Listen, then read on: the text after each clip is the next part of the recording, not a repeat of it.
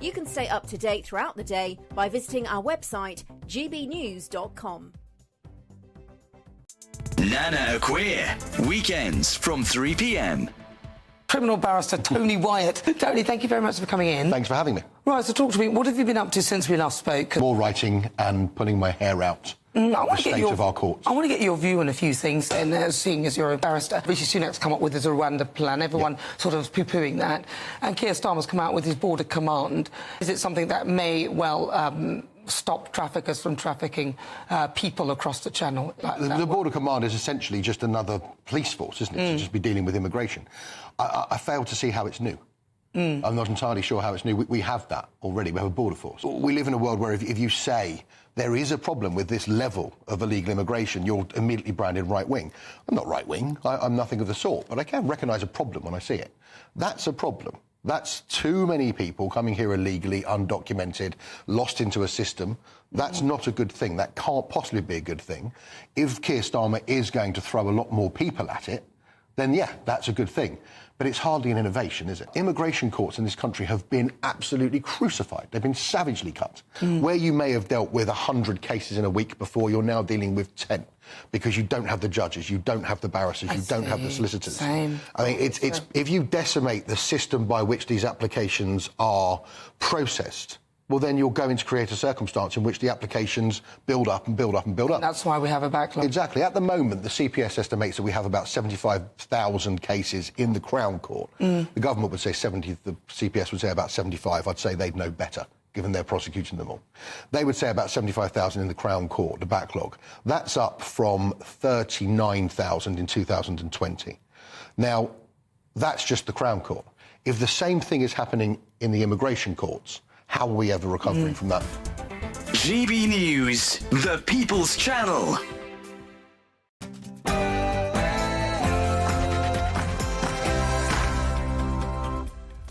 Good morning, 9:30 on Wednesday, the 3rd of July. Live across the United Kingdom, this is Britain's Newsroom with Andrew Pearce and Bev Turner. So Boris and Rishi Sunak unite? Well, sort of. Boris Johnson made a surprise appearance at a Conservative Party rally, warning that it's not too late to stop Labour. There's only one thing to do. Vote Conservative on Thursday, my friends. And I know you will. I know you will. And as Sir Keir Starmer promises to restore hope, a new poll says Labour will outperform the landslide win achieved by Tony Blair in 1997. The mother of missing teen Jay Slater has condemned online theories about her son as vile and distressing, as she vows to continue the search to find him. And Biden blames jet lag. The US president said he almost fell asleep on stage during his clash with Donald Trump last week. If you missed it on Thursday, just have a little listen. Eligible for what I've been able to do with the with the COVID. Excuse me, with dealing with everything we have to do with. Look. I think he's more than jet-lagged. Lying banned in the Senate. Welsh Parliament will be the first in the world to outlaw politicians lying. We will have one of the barristers involved in the case here in the studio to explain it to us. Would it restore your trust in politics?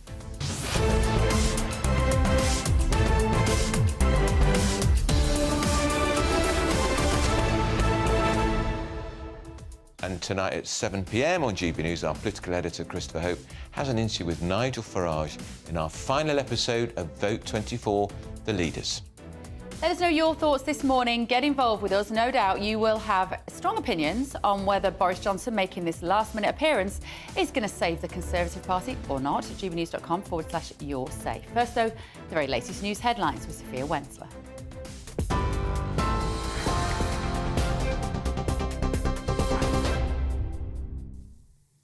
Good morning from the GB Newsroom at 9:30. Your headlines. Boris Johnson returned to the campaign trail last night with a warning that a Labour victory means electing Britain's most left-wing government since the war. In his first and final appearance of the election campaign, the former Prime Minister said giving Sir Keir Starmer the keys to number 10 would mean higher taxes. The Prime Minister appeared on stage shortly afterwards, telling the crowd that it was great to have a united Conservative family, though Mr Johnson didn't mention any of his successor's achievements. These polls are right, then at the very moment when this country has beaten COVID and beaten post-COVID inflation, at the very moment when we should be encouraging enterprise and growth and putting some money into home ownership and putting some money into people's pockets, Westminster is about to go in diametrically the opposite direction. And so none of us can sit back as a Labour government prepares to use a sledgehammer majority to destroy so much of what we have achieved, what you have achieved. The enthusiasm seen amongst the crowd at last night's rally will give hope to some Conservatives of a surprise last-minute boost. Boris Johnson led the Conservatives to a substantial win 4.5 years ago, but his 11th-hour entrance may not be enough to claw back any of Labour's significant poll lead. Work and Pension Secretary Mel Stride says only voters can decide the final outcome. You look at the polls, it's pretty clear that Labour at this stage are heading for an extraordinary landslide on a scale that has probably never, ever been seen in this country before. And that is why I think it's so important that Boris's message, my message, the Prime Minister's message is, you know, this is not a by-election tomorrow. This is going to set what happens for the next 5, maybe 10 years. Let's have a parliament that can hold the government to account. And let's cross live now to the Labour leader, Sir Keir Starmer, who's speaking in Wales on the final day of the election campaign. And thank you, Vaughan. And when Vaughan said the last time we spoke was about Tata Steel, he was right just the other day. And I'll start with that because it's really serious and it shows the difference that a Labour government in Westminster could make here in Wales. Because when we saw what might happen in relation to Tata Steel in the latest development, our first act was to get in touch with each other within minutes, to talk one-to-one, and then to set up a meeting to decide how we would resolve the issue and make sure we did everything possible we could do to save jobs in steel, to save steel here in Wales.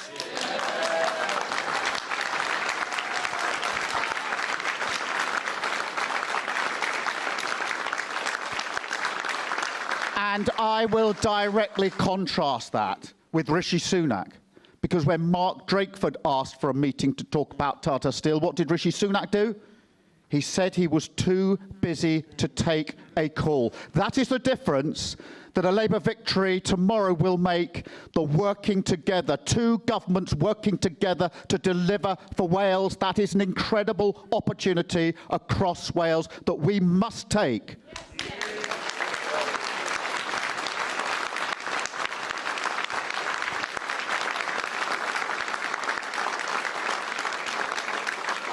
And can I say thank you very much for that really warm welcome. We've been on the road for many, many days now. It's the last day on the road, and to walk in here to have that warm reception is absolutely fantastic. Don't underestimate what boost that gives us all as we go into these final hours towards tomorrow. I was last here when we were launching in Abergavenny, and then we went down to Barry for an ice cream. It was beautifully sunny. Vaughan assures me that this actually is liquid sun here that we've got today, but it was absolutely incredible. And we've been absolutely campaigning with a smile on our face, a spring in our step, because we've got a confident message about change to take forward and to be absolutely clear about the choice at this election. We've now had 14 years of chaos, of division and failure, and the choice tomorrow is to bring that to an end, to turn the page and start to rebuild with Labour.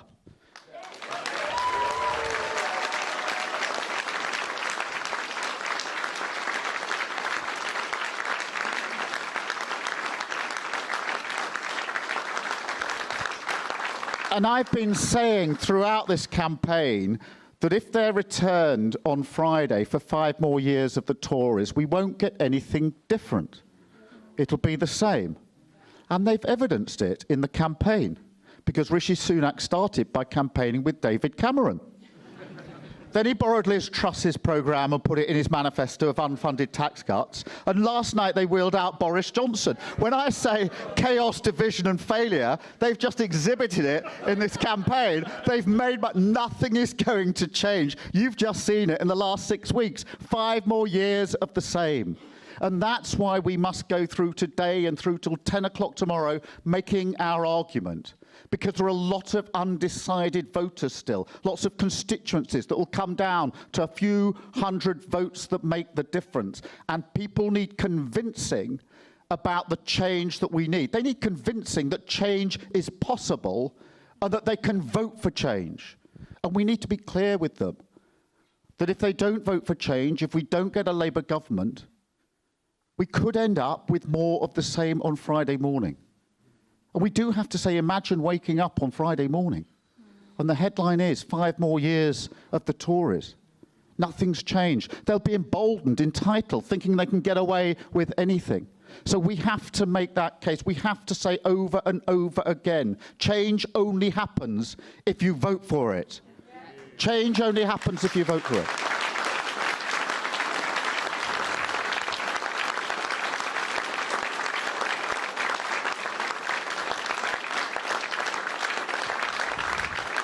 And we have to say with confidence and assurance, imagine a Labour government starting its work to rebuild the country, to make sure that we have the public services we need, the infrastructure we need, the chance for every child and young person to have the opportunity to go as far as their talents will take them. Imagine, wherever you come from, whatever your background, the chance to get on, and that change in Westminster that will make such a difference to the lives of millions of people. That's why we're here in the Labour Party. That's why we've campaigned so hard. And the special benefit, the double benefit in Wales. Because if we get a Labour government in Westminster, then for the first time in 14 years, we get 2 governments working together.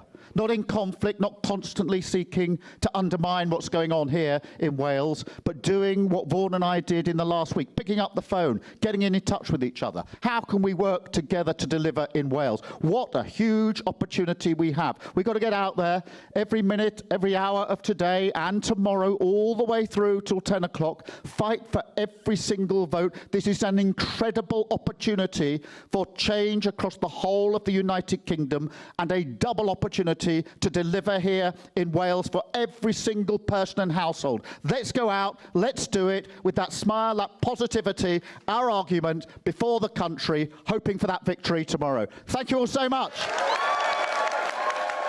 Well, that was Keir Starmer on the start of a nationwide tour of Britain today. He's doing Wales, Scotland and England. And, of course, we've got Kevin Maguire in the studio, Bev Turner and I here. Kevin, from the Daily Mirror. Significant that he's got the First Minister of Wales next in Vaughan Gething. I'm just looking at a poll yesterday in Wales Online. The only politician in Britain more unpopular than Rishi Sunak is Vaughan Gething. 83% of people in Wales think he's doing very badly. He's just had a motion of no confidence in him, passed by the Welsh Senate. What on earth is he doing there? He's the leader of the Welsh Labour Party, and actually it shows confidence that Keir Starmer can stand next to him and not think I've got to push him away, because if you look at the seats in Wales, been reduced from 40 to 32. At the moment, stay with me, 18 are notionally Labour, 12 Tory, 2 Plaid Cymru. There could be no Tories on the current projections on Friday morning. They could lose all 12. Wales could become a Tory-free zone. And you just saw there, that is a leader who is confident. It's a bit brass neck, though, isn't it, to stand there next to Vaughan Gething, who was effectively had this vote of no confidence that shouldn't be there. There's even talk that he won't get through his next budget. He won't have the support. It was not a binding vote of no confidence. Like in the House of Commons, if there was a vote in they can move a binding vote of no confidence, but they haven't because they fear they would lose that. And so it was like a big slap and an embarrassing, humiliating slap for Vaughan Gething, who was seen crying.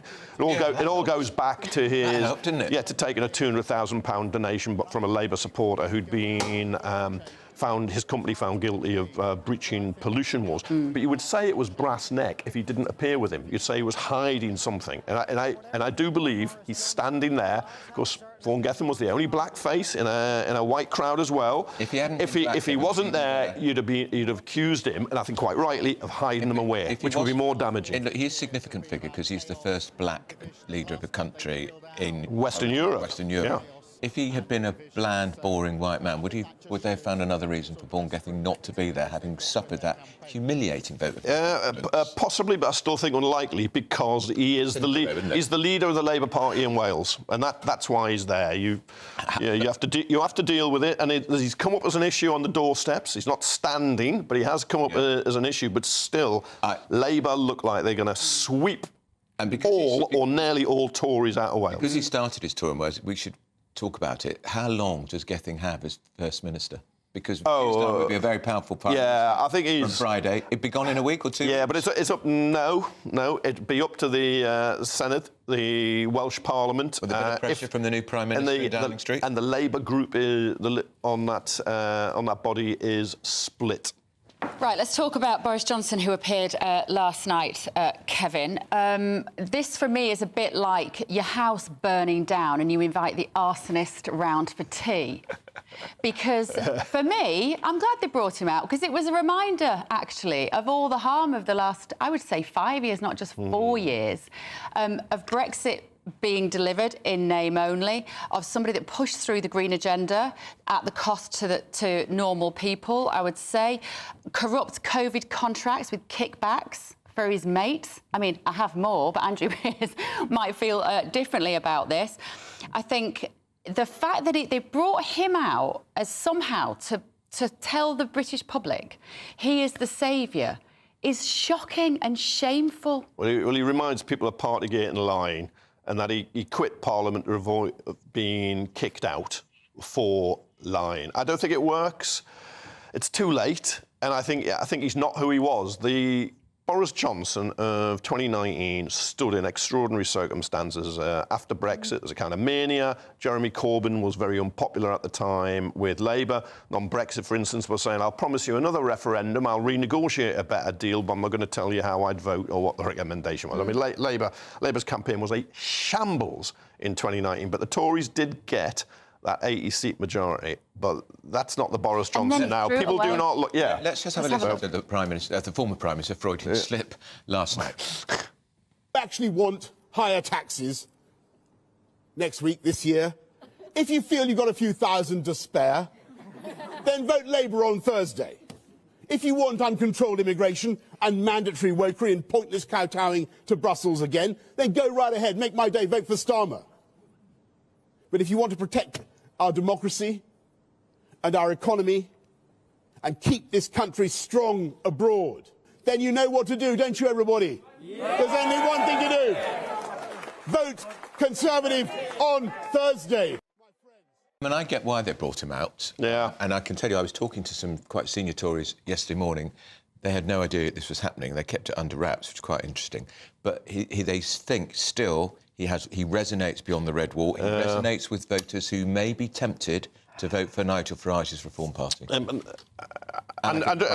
questions a moment ago, why is Starmer standing there with Vaughan Gething? He stood with Vaughan Gething. Yeah. Where is Sunak with Boris Johnson? Why weren't they together shaking hands, hugging, the endorsement? Yeah. Not there. No. Not there. And why is that? They think, well, one, they know Sunak stabbed Johnson to get the... Well, he resigned as Chancellor. Yeah, to get the Boris. Yeah, the Premiership ultimately after that Liz Truss disastrous interregnum, and they dislike each other completely. And that's it. They're not, they're the worst. They're the worst of friends. Yeah. So it just does not work. That will not convince anybody now. No. But if the thing again, the Tory strategy, if it convinces a few hundred in constituencies, because if you look at some of these polls, you keep reading 130,000 votes nationwide. You're right. Change it. Yeah. If it convinces 100, 200 voters in one constituency, and they hold the seat, it's worth getting them out. It will be remarkable, as we expect that Labour will win and Keir Starmer will be Prime Minister the last election, 2019, Labour got its fewest number of seats since 1935, and yet it's going to be a majority government. But you're right, it's a difference between is the majority 60, 80, 100, or is it 200? But I'm not sure Boris Johnson now can make any impact. Who does he appeal to as a politician? What has he actually done that would allow people to put a cross in that boat just because of that man? I think, Bev, he would appeal to Tories who've gone over to reform, but I think they've gone. Why? Because we've had record immigration. They're not coming back. Record immigration under Boris Johnson. He enacted Brexit, and then post-Brexit, we had more people coming to this country legally and illegally than before. So those people, sorry, no, the two leading, as we redo Brexit, which I think is not a disaster and terrible national self-harm, but nevertheless, the two people who drove it were Johnson and Farage, but they drove different campaigns. Farage can say, oh, it was a terrible deal because I had nothing to do with it, but he's a wrecker, not a builder. Johnson has to take some responsibility for the deal because he had to negotiate it, and it was just a very bad deal for Britain. He's not going to convince anybody who's gone over to reform now. They've gone. That's it. They've moved. Convinces 100 or 200. That's what it's about. That's what it's about. I mean, you think of some of these reform seats, thinking. Well, I'm not going to mention any constituencies because some of endless. We hold programmes to debate them, but I can think of certain constituencies where those comments are aimed. And if he had any purchase, he would have broken his holiday earlier and had a bigger impact. But he didn't want to come back any sooner because why does he want to rescue Rishi Sunak? Well, he doesn't, and he doesn't want to get his hands dirty. Of course, was Rishi Sunak invited to Boris's 60th birthday party? He wasn't no, and I bet he wasn't invited. No. Whipping up more potential, not calling for peace in Ukraine and Russia, but potentially making that situation worse, pulling out of Afghanistan, leaving that situation in a mess so that we now have lots of people who want to come and live in this country. Like, the list of things that Boris Johnson has been responsible for, I mean, I could talk about it for 2.5 hours this morning, but please But actually, I think... just don't understand what... I actually think Britain supplying weapons, about $2 billion a year, to Ukraine was one of the successes of Boris Johnson. I think he got that call right, and he says Farage. He called him a Kremlin crawler. I think there is something in that, and Farage knows it is very damaging what he has said in the past. Boris was originally blaming the EU for the invasion of Crimea. Well, he did. The fact that he's been over... stupid. Interesting poll by Lord Ashcroft today, which showed 2/3 of voters think he got it wrong. Farage got it wrong on Ukraine. Yeah, well, but he did. Blaming the EU and NATO, saying actually they support Ukraine joining NATO and the so and there has been a bit. Well, he's being interviewed by Chris Hope tonight, and he'll be challenged about that. Of course. But Farage has a terrible weakness for authoritarian white nationalists. Are you joking? Have you seen? That's why he's. That is why he's just currying favour with his globalist overlords, and that's all he's done. His globalist overlords. Absolutely. Well, he's part of the great conspiracy. What do you mean? No, I'm talking about... globalist overlords. I'm talking about his Davos crowd. They're not... I'm talking about... Starmer's crowd. Well, and it is as well. I'm not saying your lot are any better. I'm not saying your lot are any better. When Keir Starmer was asked where would you rather be, Westminster or Davos, he said Davos. He did. And you know who'll be there with him? Boris Johnson. Resort. Making millions. Making millions off the back of British misery. Of course, Johnson is all about making money. He's made about 8 million quid and he's got a nice house with a moat now. He's done far better out of Brexit than anybody else. Anyone who's now can't import and export, or wait until we get to the autumn and you have to be fingerprinted and pay to go on holiday in Spain. That will be the reality of Brexit, because we're now out of free movement in the travel area. You will be hit. You'll have to do it as well. We've just got a couple of minutes to go quickly, because we've got to talk about Starmer did speak. He's panicked. Is there any sense of anxiety in the Labour ranks, genuinely, Kevin? No. There's not enough people going to vote. Alistair Campbell was on this programme here last week, and he said to me afterwards he worries, keeps him awake at night, that Labour voters think, it's in the bag, won't bother. That's always a risk, but no. Somebody who was with Starmer yesterday said that he's most relaxed they've seen him. Right. He just, no. He knows he's going to be Prime Minister. And it's the size of the majority that's at stake. Now, that still matters. It still matters. But when we wake up on Friday morning, The significant moment will be who is going to be in government. That is it. And then you've got 4 or 5 years to change Britain, whichever way you want. That is the significance. We mustn't take our eyes off that. The significance is the change of government. The majority is secondary. And what happens to the Tory party is of secondary interest to the country, because we've got a new government for 5 years at least. Yeah. And are they going to do a good job? Well, you get... No, but on the Conservatives first, they're going to have to decide what type of Conservative party they want. And if that split on the right remains between Reform and the Conservatives, well, that's another Labour victory, almost in the bag, unless they blow it completely. I think he won't be an exciting leader, Starmer, because that's not in his nature. But he will run the country better, and you will see change. You'll get progress. Waiting lists have to come down. Potholes have to be filled. Schools have to be improved. Migration, legally and illegal, has to be dealt with. You know, there's no magic wand. You'd have to be a magician to change everything overnight. But it's the direction of travel. People have to feel more prosperous and see their services are better. That's what you have to do. People I've been talking to who have been campaigning on doorsteps from every political party, actually, have said that overwhelmingly what they're hearing is apathy.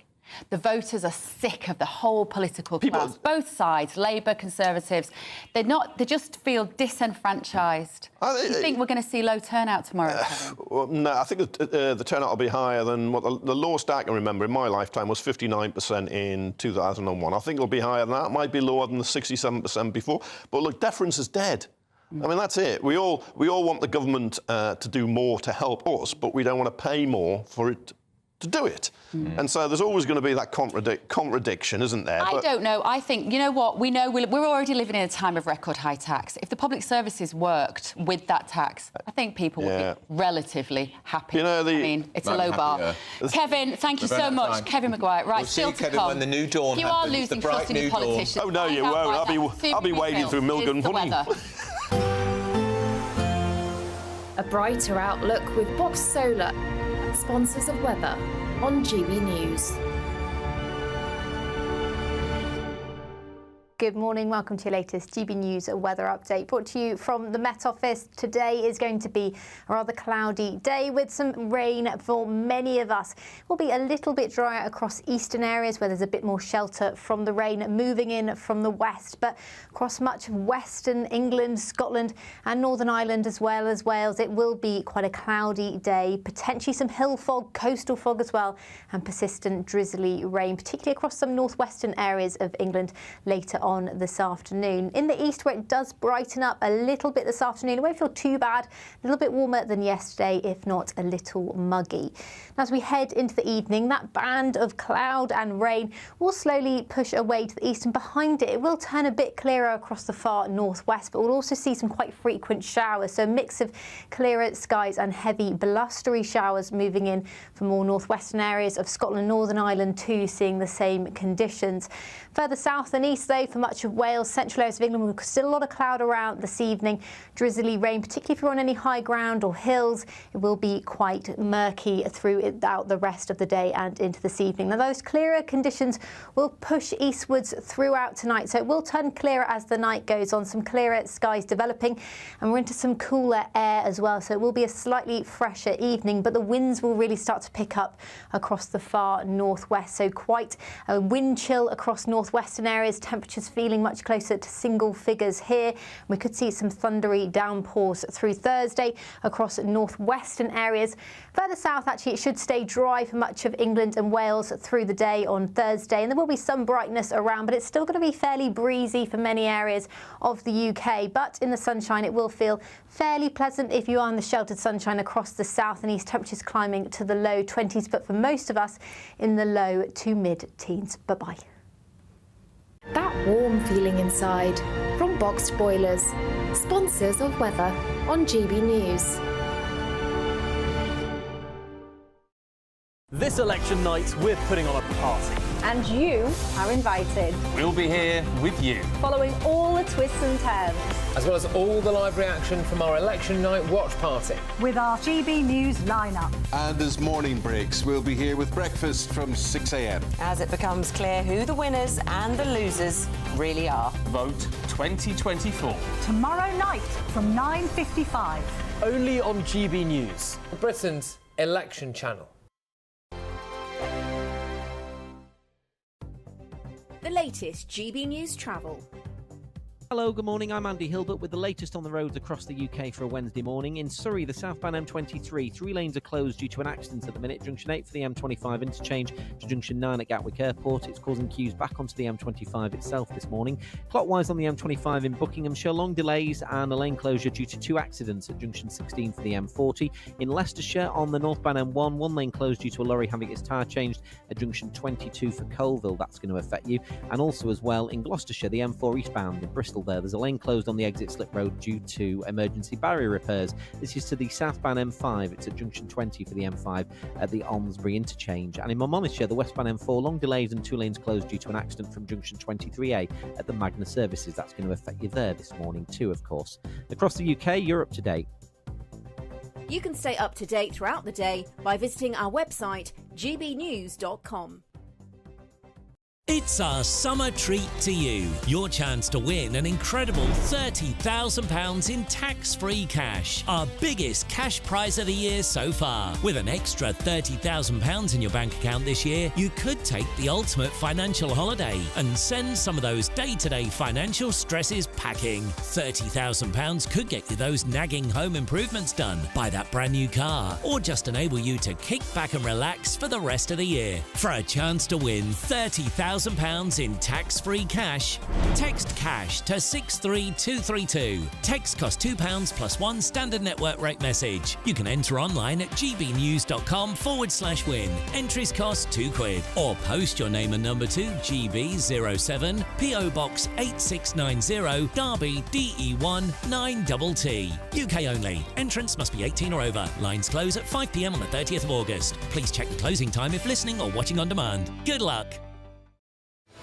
I'm Patrick Christie's. Every weeknight from 9, I bring you 2 hours of unmissable, explosive debate and headline-grabbing interviews. What impact has that had? We got death threats and the bomb threat and so on. As time passes, She could have saved Storm. you made my argument for me. My guest and I tackle the issues that really matter with a sharp take on every story. Went everywhere. Something practical could be done. I can become something different. Patrick Christie's tonight from 9 p.m. only on GB News, Britain's news channel. This election night, we're putting on a party. And you are invited, We'll be here with you. following all the twists and turns, As well as all the live reaction from our election night watch party. with our GB News lineup. And as morning breaks, we'll be here with breakfast from 6 a.m. As it becomes clear who the winners and the losers really are. Vote 2024. Thursday, the 4th of July. Only on GB News. Britain's election channel.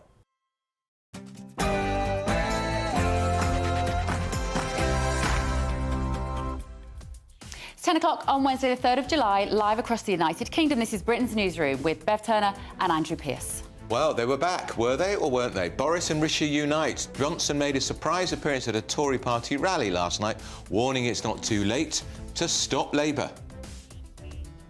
There's only one thing to do. Vote Conservative on Thursday, my friends. And I know you will. As Sir Keir Starmer promises to restore hope, a new poll says that Labour will outperform the landslide win achieved by Tony Blair in 1997. Lying banned in the Senate. The Welsh Parliament will be the first in the world to outlaw politicians lying. So, is this going to restore your trust in politics? And the mother of missing teen Jay Slater has condemned online theories about her son as vile and distressing as she vows to find him. Oh dear. Biden's blamed jet lag for his shocker of a performance during that clash with Donald Trump last week. If you missed it, here's a little reminder. Eligible for what I've been able to do with the with the COVID. With dealing with everything we have to do.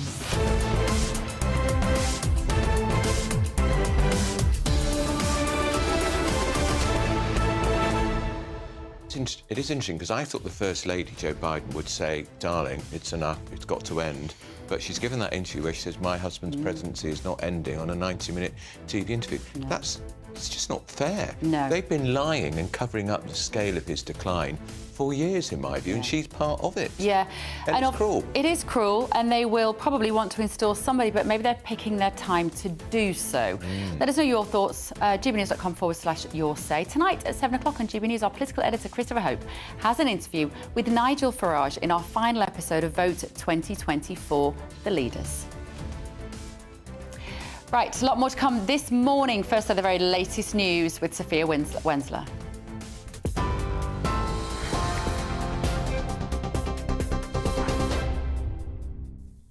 Bev, thank you. Good morning from the GB Newsroom. At 2 minutes past 10, your headlines. Boris Johnson returned to the campaign trail last night with a warning that a Labour victory means electing Britain's most left-wing government since the war. In his first and final appearance of the election campaign, the former Prime Minister said giving Sir Keir Starmer the keys to number 10 would mean higher taxes. The Prime Minister appeared on stage shortly afterwards, telling the crowds that it was great to have a united Conservative family, though Mr Johnson didn't mention any of his successor's achievements. These polls are right, then at the very moment when this country has beaten COVID and beaten post-COVID inflation, at the very moment when we should be encouraging enterprise and growth and putting some money into home ownership and putting some money into people's pockets, Westminster is about to go in diametrically the opposite direction. And so none of us can sit back as a Labour government prepares to use a sledgehammer majority to destroy so much of what we have achieved, what you have achieved. The enthusiasm seen amongst the crowds at last night's rally will give hope to some Conservatives of a surprise last-minute boost.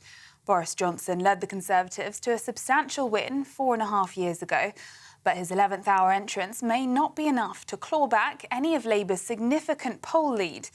But Work and Pensions Secretary Mel Stride says only voters can decide the final outcome. You look at the polls, it's pretty clear that Labour at this stage are heading for an extraordinary landslide on a scale that has probably never, ever been seen in this country before. And that is why I think it's so important that Boris's message, my message, the Prime Minister's message is, this is not a by-election tomorrow. This is going to set what happens for the next 5, maybe 10 years. Let's have a parliament that can hold the government to account. Meanwhile, Labour is making its final pitch with a message to voters that if they want change, they must vote for it. Sir Keir Starmer says a big Labour majority would be better for the country, giving his party the mandate they need to repair what he called broken Britain. But Labour's National Campaign Director, Pat McFadden, says it's not a done deal yet. Critical 36 hours ahead of us, and millions of people have not made up their mind how to vote in this election.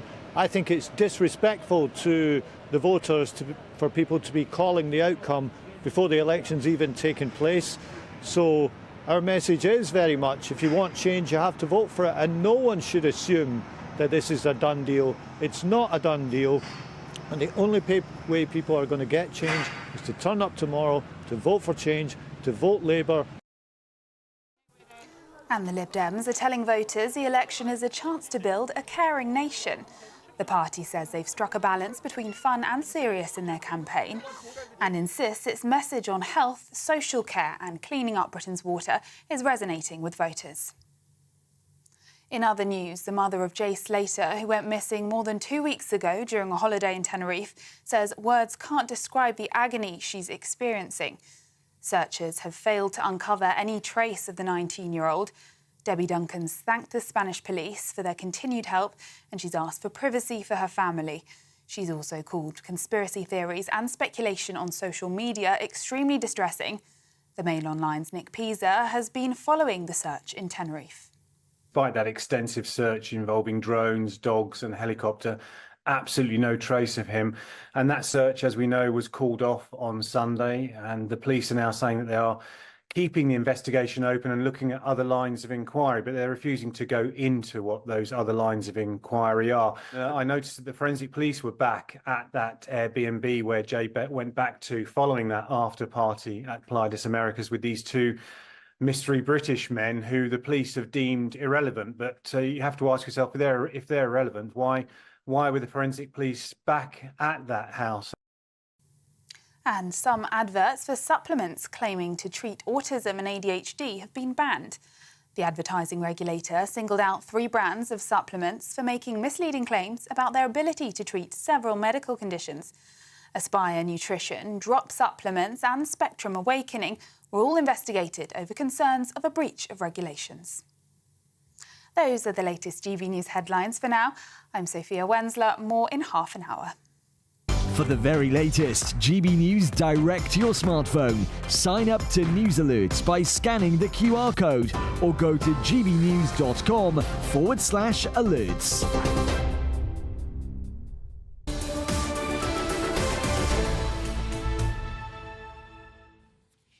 Hello, welcome back. This is Britain's Newsroom, live across the United Kingdom on GB News with me, Andrew Pearce, and Bev Turner. Just to say, Nick Peaser, the journalist you saw there in the news bulletin, is going to be talking to us at 10:30 about the Jay Slater case, which continues to fascinate and intrigue. Baffle and fascinate me.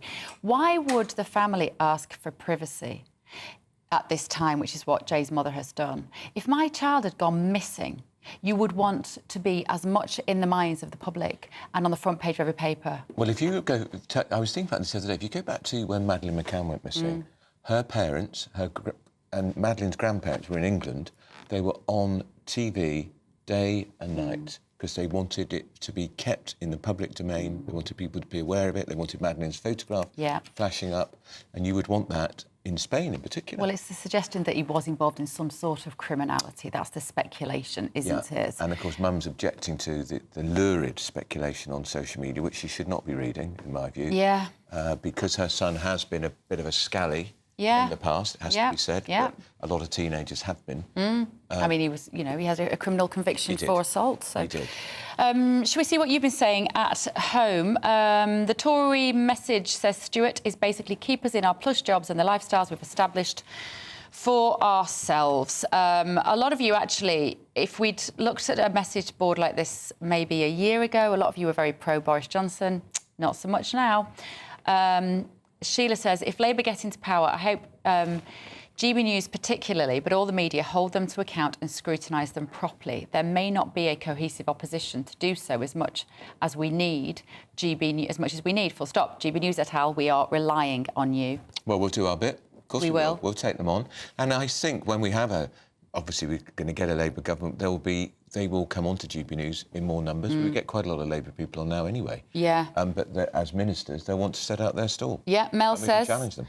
Morning, Mel. She says, he or she says, Boris has just done the bare minimum to help the Tories to avoid being criticised. His heart wasn't in it, and he was obviously reading from a prepared and agreed script last night. Can we expect his father to be elevated to the House of Lords by Rishi? Just asking for a friend.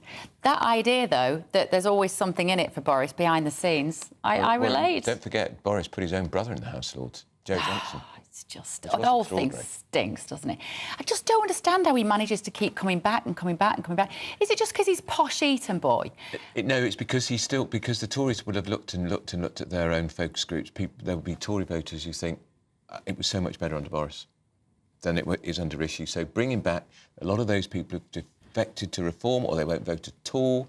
So they hope, and if he just brings back 100 in every constituency, some of these constituencies could go either way, just 100 votes. It's a different world we live in now. Everything was turned on its head from 2020, and everything that Boris Johnson stood for and represented was ripped up. Or the issues that he felt strongly about. We thought he was a libertarian, clearly not. So all the ideas that Boris Johnson seemed to embody, for me, he doesn't anymore. And I know I'm not alone. Keep your messages coming. gbnews.com/your say. Now, we talked about this on Monday, and the Welsh Government has, in fact, voted to bring in a ban on politicians lying, and they'll come in before the 2026 Senedd elections.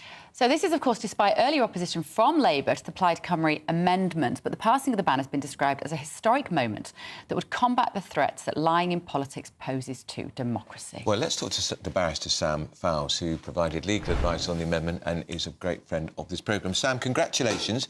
You must be delighted. Thank you. It was 30-30. Yeah, was it close? What was the vote? What were the numbers?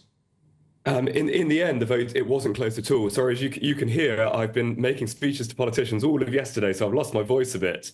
But in the end, it passed very, very comfortably because all of the parties were in fact united. We got to about lunchtime, and it became clear that it might scrape through in its original form. And the Welsh government came to us and said, look, would you fancy it, rather than doing this in a sort of divisive way, how would you feel about bringing everyone together, coming to an agreed position? And that's so rather than it happening tomorrow, it happens before 2026. We build a coalition around this and we do it by consensus. And because it's a constitutional change, I think everyone in the Senate would prefer to do it by consensus and coming together. And I think that's fair and that's right. Sam, I've heard these compromises before, and it has a whiff of compromise. Are you going to have your policy watered down? Well, I certainly hope not. That's not very convincing, Sam. Sam, that's not very convincing. Speaking personally, that was my first response as well. When I first heard what was being offered, I said exactly that. And so what was insisted on was two really clear things. One, that this is going to be a deliberate deception issue, and two, that it's going to be independently enforced.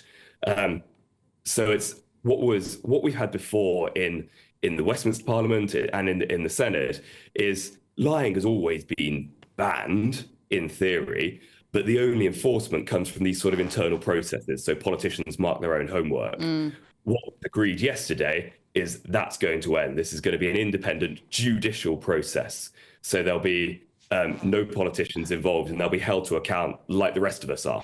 Sam, can you give us a concrete example? People who are watching at home are thinking, what they're trying to think where it would be a lie and where it might just be, well, that was what I believed at the time. Give us an example and what the consequences would be. Yeah, well, let me give you a hypothetical but concrete example. If a politician were to say, I have never met with the Russian ambassador, and there were a photograph of that politician meeting with the Russian ambassador, that would be a statement of fact, and it would be false. So that would be outlawed by this new proposal. The consequences would be, number one, they get an opportunity to correct themselves. They get 14 days to say, I'm sorry, I got it wrong. Here's the real story. If they don't do that, well, then they could be banned for up to 4 years. Does it mean they just get better at lying?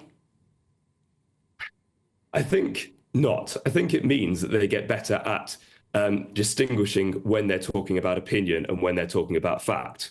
So, and I think that's good for voters. I think voters want to be able to know, is a politician giving their opinion, in which case, fine, we want politicians to give their opinions.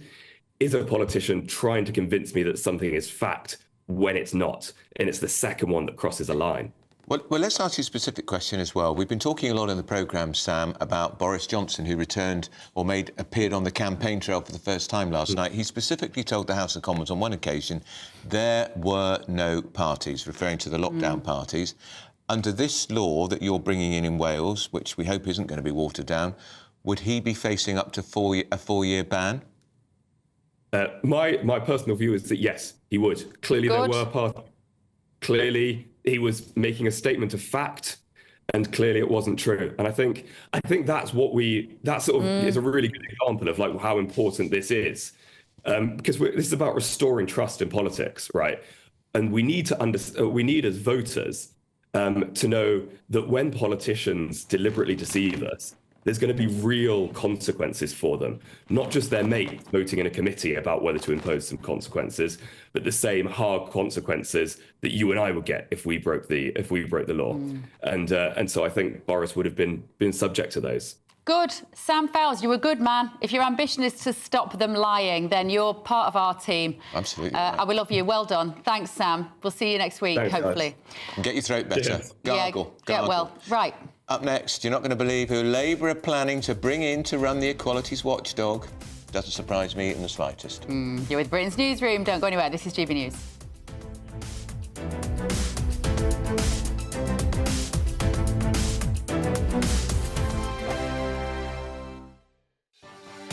Martin Daubney, weekdays from 3 p.m.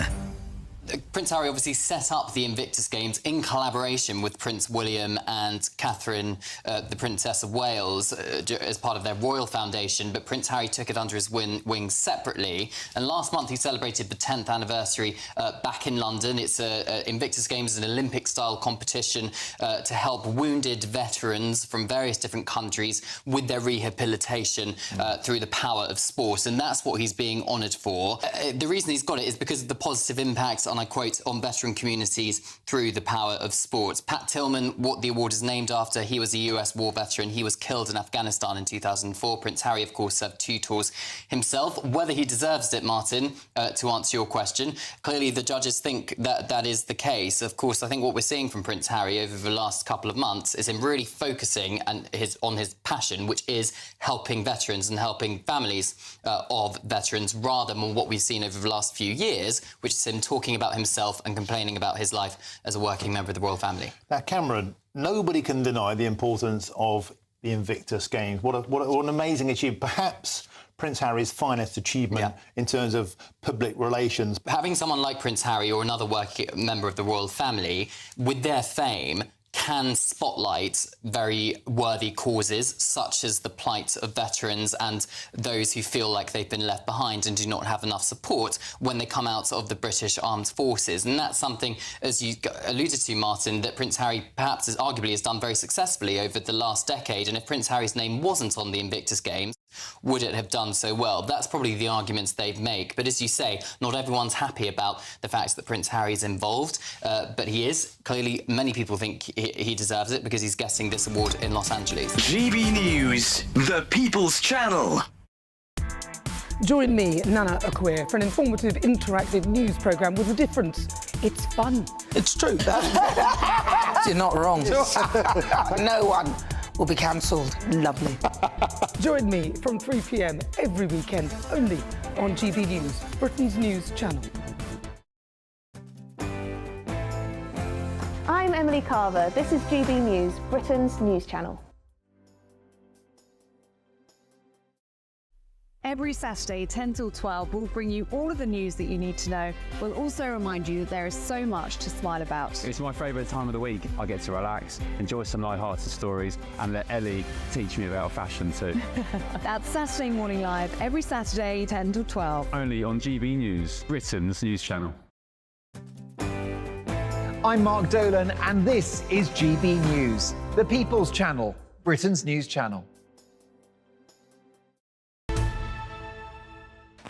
The time is 10:19. This is Britain Newsroom with Andrew Pearce and Bev Turner. OK, we're going to cross now to the Labour leader, Sir Keir Starmer. He's been talking to reporters in South Wales. Stop groaning, Andrew Pearce. Here he is. Has been saying this morning cabinet ministers are practically conceding defeat. Do you believe them? No, we are fighting for every vote, and across the country there will be constituencies which will go down to the wire. And therefore we will continue to fight until 10 o'clock tomorrow night, making the case that change only happens if you vote for it. But it is a huge opportunity for our country. This is the opportunity to turn the page and to move forward. And I want people to go out and vote for change and be part of the change that I think will bring about such a different and better future for our country. Whatever you think about Boris Johnson, he does have a certain appeal amongst undecided voters. Does his appearance concern you? Not in the slightest. I've been arguing that the last 14 years have been about chaos and division, and last night they wheeled out the architect of chaos and division. So I think that just shows the sort of desperate negative place they've got to in their campaign. I'm proud, by contrast, that our campaign from start to finish has been positive, has been confident, and has been about the change that we need in our country, whether it's Boris Johnson, whether it's Liz Truss, whether it's David Cameron or Rishi Sunak. Well, we'll get used to that voice. We're going to be hearing a lot more of it. We're joined in the studio now by former Labour Minister Bill Rammell and Alex Armstrong, commentator. Good morning, gentlemen. Do you want to respond to what Keir Starmer's been saying this morning? A lot of the same old things, really. I mean, what's new? I know. What's new? I find Keir Starmer so boring and dull. It's really hard to tune into exactly what he's saying. But there's nothing new here. He's again playing down his supermajority to try and get those voters out to vote for him. He doesn't want to seem like he's being complacent. But we all know what the result's going to be, don't we? Already, this is something that we all predicted a long time ago. Maybe we want boring, Bill. Yeah, well, do you know what? I was in the green room here the other night with a Tory MP who better remain nameless, and he said absolute admiration for the message discipline that Keir and the top team have put forward. And that's what you need in a campaign. I think it will get us over the line. I think the victory is going to be big, but there are still risks. People taking for granted that Labour will win, therefore depressed turnout, or people feeling that in constituencies where Labour's best placed to beat the Tories, they can indulge themselves voting Lib Dem or Green. So there are still risks. We need to work really hard over the next 36 hours, but it's looking good. You were an MP for a long time, Bill. You remember the excitement when Blair came into power in number 10, huge majority. It could be that the Tory Labour majority is even bigger. There was a huge sense of excitement around Blair. There ain't no sense of excitement around Keir Starmer. The latest poll, the polls are showing all three leaders, Lib Dem, Tory and Labour, in negative territory. Why has he not captivated the country? I think one of the challenges is, I've said privately, I'll say it publicly now, that we're probably going to be the first government elected with a landslide with no enthusiasm. I think that's partly a product of the times that we're in. You know, over the last 14 years, and I would say it, wouldn't I, but the lies, the chaos, the incompetent, people feel punch drunk. And I actually think if you had a Blair or a Thatcher now, I'm not sure people would take it and that they wouldn't relate. But, you know, Keir is serious, decent, and I think in office we'll begin to see the benefits of that. It's not a good look to win an election based on dissatisfaction of the Conservative Party. You really want that mandate to be big enough for you to be able to say, that's a vote for me, I'm in charge, because I think now the biggest threat to the Labour Party is itself. You're now going to have factions, this massive majority, potentially massive majority, of new left-wing MPs coming in going, I don't think he's left-wing enough. You've not been looking at the selections. There ain't going to be a lot of left-wing MPs. He's been absolutely ruthless in his party discipline. But do you know what? I think there's a bit of rewriting history as well. I was a candidate in 1997, and yes, Tony was popular. He was more popular once he became Prime Minister and he started delivering. So I think, you know, it can change once you're actually in office. I suspect a lot of the opposition will come in the coming months from the elected mayors, who have big mandates, big power. Andy Burnham, in fact, the mayor of Greater Manchester, writing in the Mirror today, because they will always want more. And there's never enough. And we saw when there was a standoff between Burnham and Boris, when Boris was Prime Minister, Burnham won. So they'll be expecting much more within a Labour government. And of course, that's a bit of the constitutional settlement that's changed since we were last in power. We do have these big mayors with, you know, significant powers, and that's going to be one of the challenges that we face in government. Now, if you look at our manifesto, we're committed to devolution of power. All parties, or all Labour parties that have come into power, have been committed to devolution of power. In practice, it's been less so. So I think that is going to be one of the issues we're going to have to grapple with. Talking of Boris, Alex, I said earlier, this is like your house burning down and you invite the arsonist round for tea. You're absolutely right.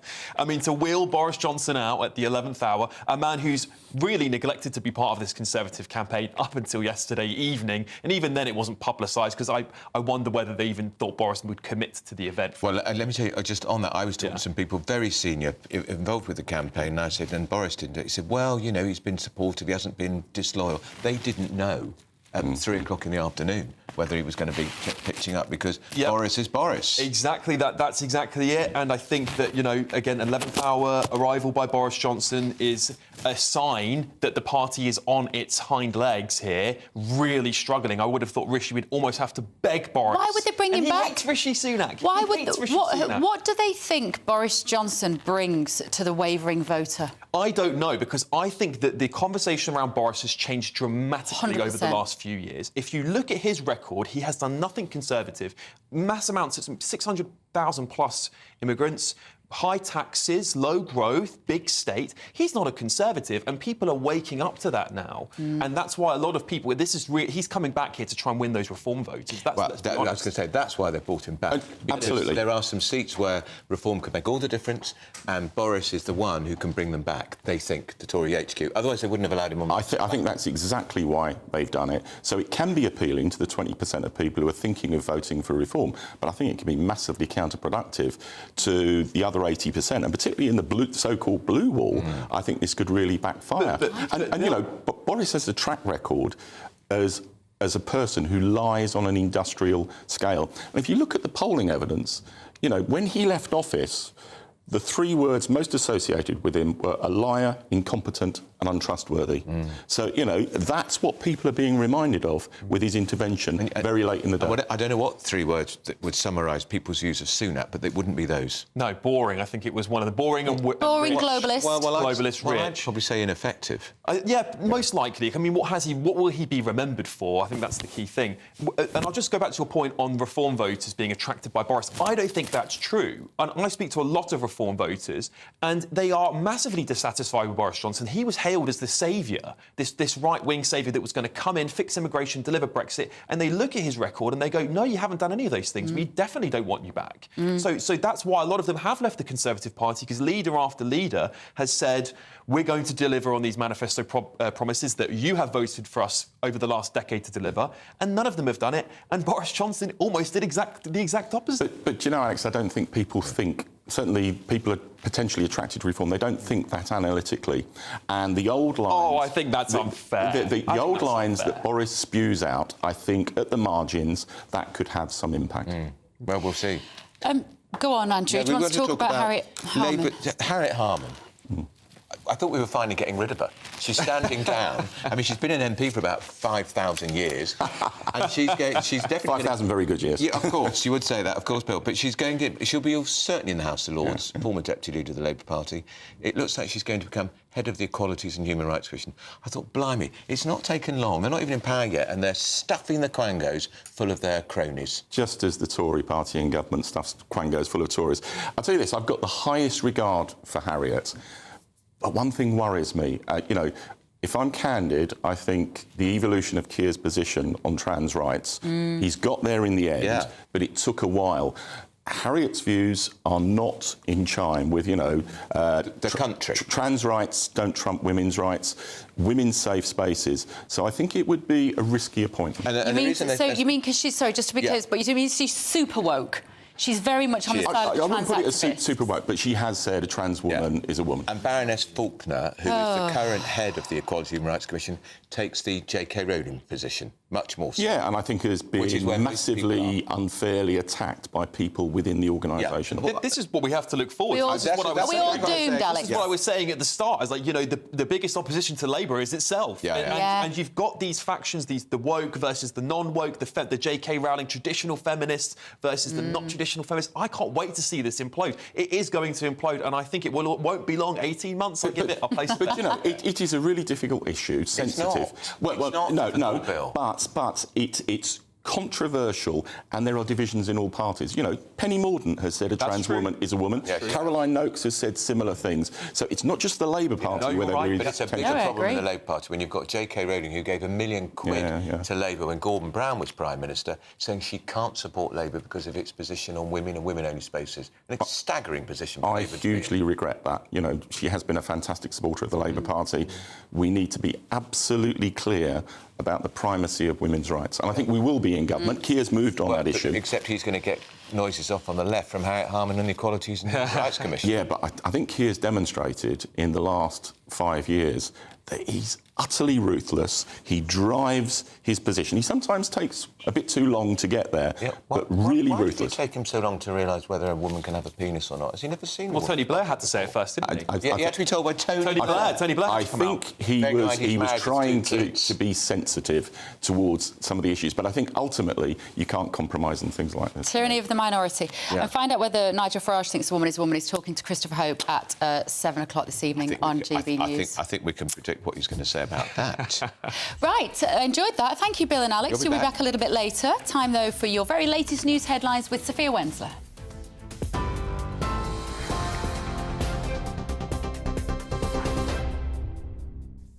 Bev, thank you. It's 10:31. I'm Sophia Wensler in the GB Newsroom. Labour is making its final pitch with a message to voters that if they want change, they must vote for it. Sir Keir Starmer says a big Labour majority would be better for the country, giving his party the mandate they need to repair what he called broken Britain. Voting for every vote, and across the country there will be constituencies which will go down to the wire. And therefore we will continue to fight until 10 o'clock tomorrow night, making the case that change only happens if you vote for it. But it is a huge opportunity for our country. This is the opportunity to turn the page and to move forward. And I want people to go out and vote for change and be part of the change that I think will bring about such a different and better future for our country. Boris Johnson returned to the campaign trail last night with a warning that a Labour victory means electing Britain's most left-wing government since the war. In his first and final appearance of the election campaign, the former Prime Minister said giving Sir Keir Starmer the keys to number 10 would mean higher taxes. These polls are right. Then at the very moment when this country has beaten COVID and beaten post-COVID inflation, at the very moment when we should be encouraging enterprise and growth and putting some money into home ownership and putting some money into people's pockets, Westminster is about to go in diametrically the opposite direction. And so none of us can sit back as a Labour government prepares to use a sledgehammer majority to destroy so much of what we have achieved, what you have achieved. Meanwhile, the Lib Dems are telling voters the election is a chance to build a caring nation. The party says they've struck a balance between fun and serious in their campaign and insists its message on health, social care and cleaning up Britain's water is resonating with voters. Those are the latest GB News headlines. For now, I'm Sophia Wensler. More in half an hour. For the very latest GB News direct to your smartphone, sign up to News Alerts by scanning the QR code or go to gbnews.com/alerts. Cheers Britannia Wine Club proudly sponsors the GB News Financial Report. And here's a quick snapshot of today's markets. The pounds will buy you $1.2696 and €1.1799.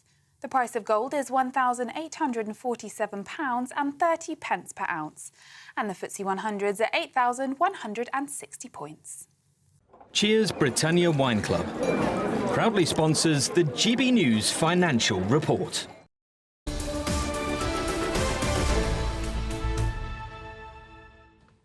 Tonight at 7 o'clock on GB News, our political editor Christopher Hope has an interview with Nigel Farage in our final episode of Vote 2024, The Leaders. I'm sure you'll enjoy that. Sure. And still to come, we're going to bring you the latest updates on the extraordinary story about the missing 19-year-old Jay Slater. His mother has made a very, very interesting intervention. This is Britain's Newsroom on GB News. Good morning, welcome to your latest GB News weather update brought to you from the Met Office. Today is going to be a rather cloudy day with some rain for many of us. It will be a little bit drier across eastern areas where there's a bit more shelter from the rain moving in from the west, but across much of western England, Scotland and Northern Ireland as well as Wales, it will be quite a cloudy day, potentially some hill fog, coastal fog as well, and persistent drizzly rain, particularly across some northwestern areas of England later on on this afternoon. In the east, where it does brighten up a little bit this afternoon, it won't feel too bad. A little bit warmer than yesterday, if not a little muggy. As we head into the evening, that band of cloud and rain will slowly push away to the east, and behind it, it will turn a bit clearer across the far northwest, but we'll also see some quite frequent showers. So a mix of clearer skies and heavy blustery showers moving in from more northwestern areas of Scotland, Northern Ireland too, seeing the same conditions. Further south and east, though, for much of Wales, central areas of England, we've still a lot of cloud around this evening.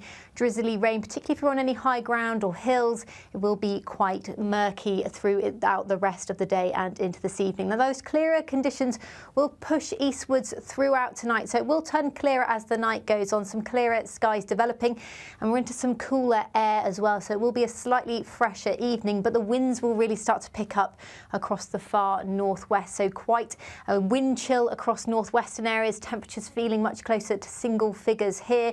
We could see some thundery downpours through Thursday across northwestern areas. Further south, actually, it should stay dry for much of England and Wales through the day on Thursday, and there will be some brightness around, but it's still going to be fairly breezy for many areas of the UK. But in the sunshine, it will feel fairly pleasant if you are in the sheltered sunshine across the south and east. Temperatures climbing to the low 20s, but for most of us in the low to mid-teens. Bye-bye. The latest GB News travel. Hello, good morning. I'm Andy Hilbert with the latest on the roads across the UK for a Wednesday morning in itself and affecting traffic there clockwise and anti-clockwise. On the clockwise M25 in Buckinghamshire, severe delays in a lane closure due to an accident just after junction 16 for the M40. In Hampshire, the M27 westbound queuing due to an earlier accident at junction 7 for Hedge End, and also as well in Gloucestershire, the eastbound M4. There's a lane closed on the exit slip road to the M5 south. This is due to emergency barrier repairs at junction 20 for the M5 and the Almsbury interchange. And in the West Midlands on the M5 southbound, one lane is closed. Traffic's queuing because of an accident at the moment. That's going to affect you from junction 2 for Wolverhampton Road at Oldbury to junction 3 for Manor Way at Hales Owen this morning. Europe Today. You can stay up to date throughout the day by visiting our website, gbnews.com. This election night, we're putting on a party. And you are invited. We'll be here with you. Following all the twists and turns.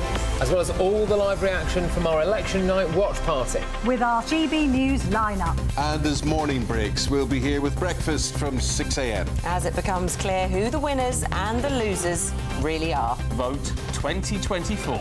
Tomorrow night from 9:55. Only on GB News, Britain's election channel.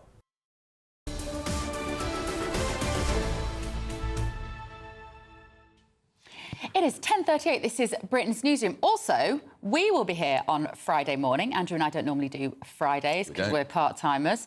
But we are going to be here Friday morning after the election to discuss it. I can't wait. Well, and it'll be fascinating because we will know the scale of the Labour victory. Yeah.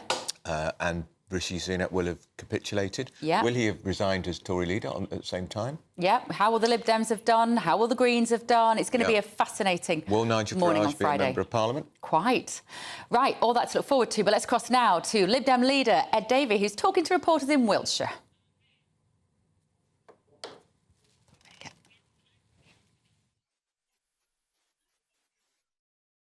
Well, we can't hear Sir Ed Davey. Some of you may be relieved about that. That's the Lib Dem leader. Well, they did just say in our ear we haven't got any audio on this, to which Andrew said, good. Yeah. He's down on the farm. Forgive my Wiltshire accent, but my family I was brought up in Swindon in Wiltshire. So he's on the farm trying to get the rural vote. We're going to try it again. Yeah, I'm sure you're determined to hear what Ed Davey has to say. Here he is. I think it's bizarre that the Conservatives are reminding people of the failures. I think people want to move on from Boris Johnson and Liz Truss and Rishi Sunak and all the damage they've done to our country. And they want to know what you're going to do in the future, how you're going to change our country, particularly how you're going to sort out NHS and care. And that's what Liberal Democrats are talking about. We want to make sure we build a caring nation where the importance of social care and family carers is really at the front, so we can both give them the support they need, but also transform our NHS at the same time by investing in care. And that's what people want to hear about, not the failures of the past under the Conservatives. We never take the polls as granted, but when you look at them, there is an opportunity here for the Lib Dems to have a breakthrough election tomorrow. What would it take, in your view, for the Lib Dems to break through to reach another level in this case? Well, we're not complacent. We want to make sure we work through to 10 p.m. tomorrow to make sure we earn the votes. But across the home counties in former Tory heartlands, what I've called the Blue Wall, in the West Country, across rural Britain, in rural Wales, rural Scotland, rural England, we're finding so many former Conservatives switching to us. And so, we haven't put a ceiling on our ambition. If people want to back the Liberal Democrats with our policies on health and care, on getting the economy back on track, on dealing with our environmental problems from the sewage scandal to climate change, they need to go out and vote for their local Liberal Democrat. They'll know they'll get a champion for their community, but they can also back the Liberal Democrats as we build our party and make a major force in the next Parliament. You're watching the polls quite closely. So that was Sir Ed Davey with a very big yellow tractor behind him. Now, Spanish police wearing forensic gear have been seen searching the holiday cottage where Jay Slater stayed the night before he disappeared. Which is odd when you consider they said they'd called off the search. His mother has said that words can't describe, obviously, the agony she's going through, and she called the speculation and the chatter on social media about her son extremely depressing. So, joining us now is Nick Pisa, journalist. Morning, Nick. Thank you so much for joining us. We've been dying to talk to you because nobody has looked at this case in as much detail as you have. What's your theory at the moment as we sit here at 10:42 on Wednesday morning? Well, you could just take one of many theories. There's so many flying around, and each day just brings a new development and you change your mind again. I mean, sometimes we're all guilty maybe of overthinking things, and perhaps the most obvious thing is staring us in the face, and that potentially, sadly, I think probably what it looks like is that he has perhaps got lost on that Masca Gorge and has been overcome by tiredness, exhaustion, dehydration, and is probably somewhere up on that mountain. Although then again, you speak to the Spanish police, you speak to the independent search and rescue people who've been up there, and they say they've combed that mountain as much as they can. But then you speak to another independent, the TikTok guy, Paul Arnott, the experienced mountaineer, and he says that they haven't searched as thoroughly as they should do. So, it's open to anything. Is there any criminality involved? Potentially. And then, as you say, yesterday, they called off as you said just now, they called off the search. When I was up there yesterday, I saw the forensics officers back at the Airbnb. But then again, it's 2 weeks afterwards. Why were they there? That's the question. The problem is the Spanish police obviously are keeping their cards close to their chest and not saying anything. Nick, it sounds like probably a stupid question, but if you're a boy that's trying to make your way home after being partying for 3 or 4 days, why would you then head into the hills and the gorge? Wouldn't you just stay on the main road and try and flag down a bus? Well, exactly. So the problem is that from what we understand from witnesses who've spoken to him, primarily a villager who lives up in Masca, she said that she had a conversation with him and she told him that the next bus was at 10 o'clock, and she categorically was sticking her hands up, showing 10 fingers and saying, it's at 10 o'clock.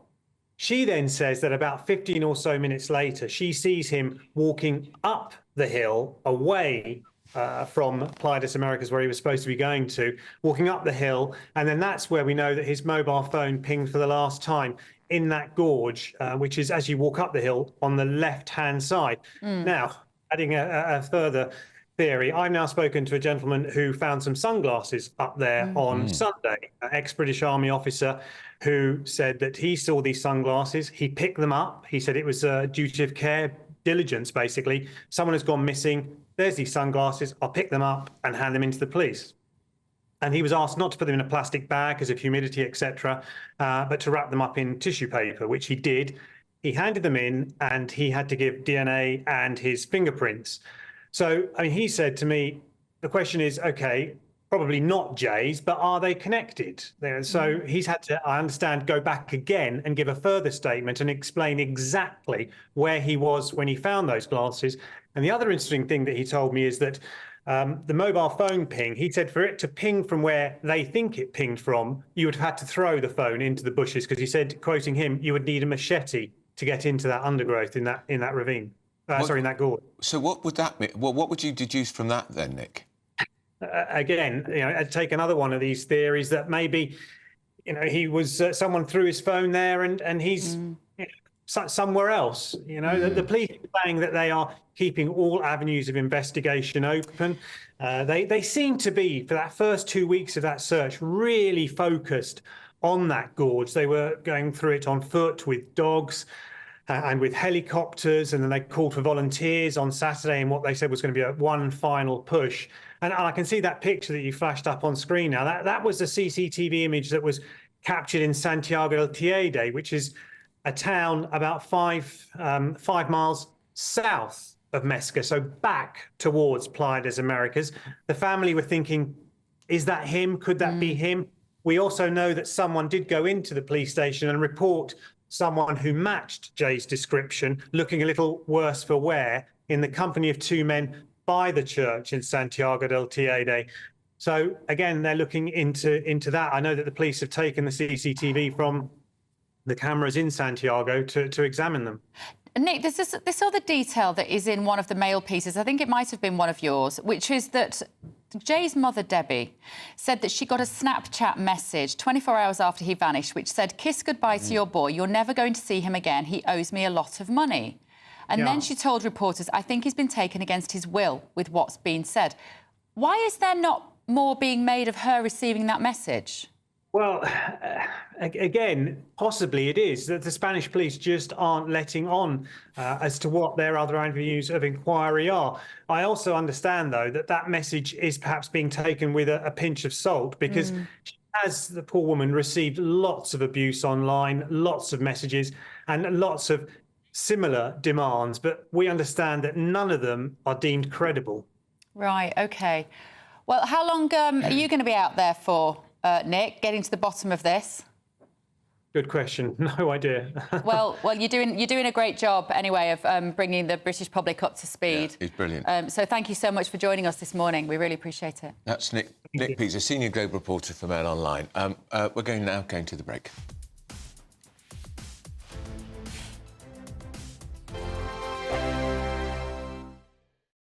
Join me, Neil Oliver, every Sunday night at 6 p.m. on GB News. And if an hour is not nearly enough for you, go to gbnews.com for special extended episodes online every Friday at 9 p.m, where we can truly get into the nitty-gritty of what's going on. GB News, Britain's news channel.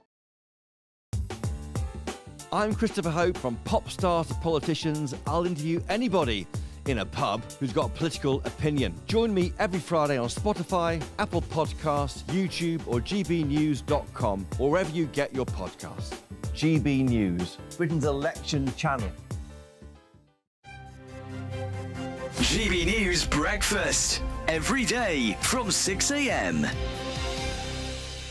Using mobiles at the wheel, convictions have doubled.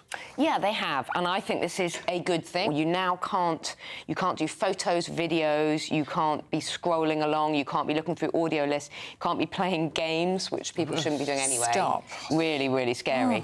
I mean, I don't think we should have phones and screens, even your kind of audio maps, that kind of stuff in cars. I think that any screen that you are glancing at while you're meant to be driving is a distraction. I know what you'll say, oh, but what about maps? People need them for maps. They don't. In the old days, people drove their cars, because every time you take your eye off the wheel, off the road, you are endangering other... Well, I think built-in screens are fine. They're not fine. No, they are. My map actually comes up where the speedometer is in the middle there. So that's handy. There. Why is that safe? Why do you think that is safe, that you are glancing at a screen, at a map? I don't care where it is. No. Why is that that's safe? no different to looking at the speedo. I See how agree. fast you're going. No, that's fine. But also, what about cyclists on their phones? Shouldn't they be prosecuted? We're not going to do whataboutery. You're not going to start attacking cyclists on this. I cycle around London with a vulnerable toddler on the back. On your phone? It is terrifying. Of course I don't. Do you think I would take my phone out and look at my phone? It is insane when cyclists do that, and I often say to them, for goodness sake, I just say, for goodness sake.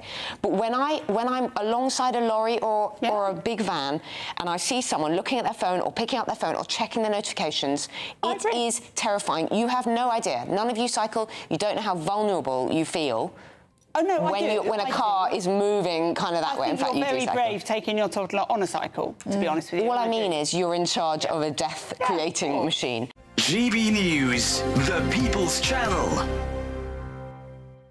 We're proud to be GB News, the People's Channel. And as you know, we always love to hear your views. Now, there's a new way of getting in touch with us at gbnews.com/yoursay. By commenting, you can be part of a live conversation and join our GB News community. You can even talk to me, Bev Turner, or any of the members of the GB News family.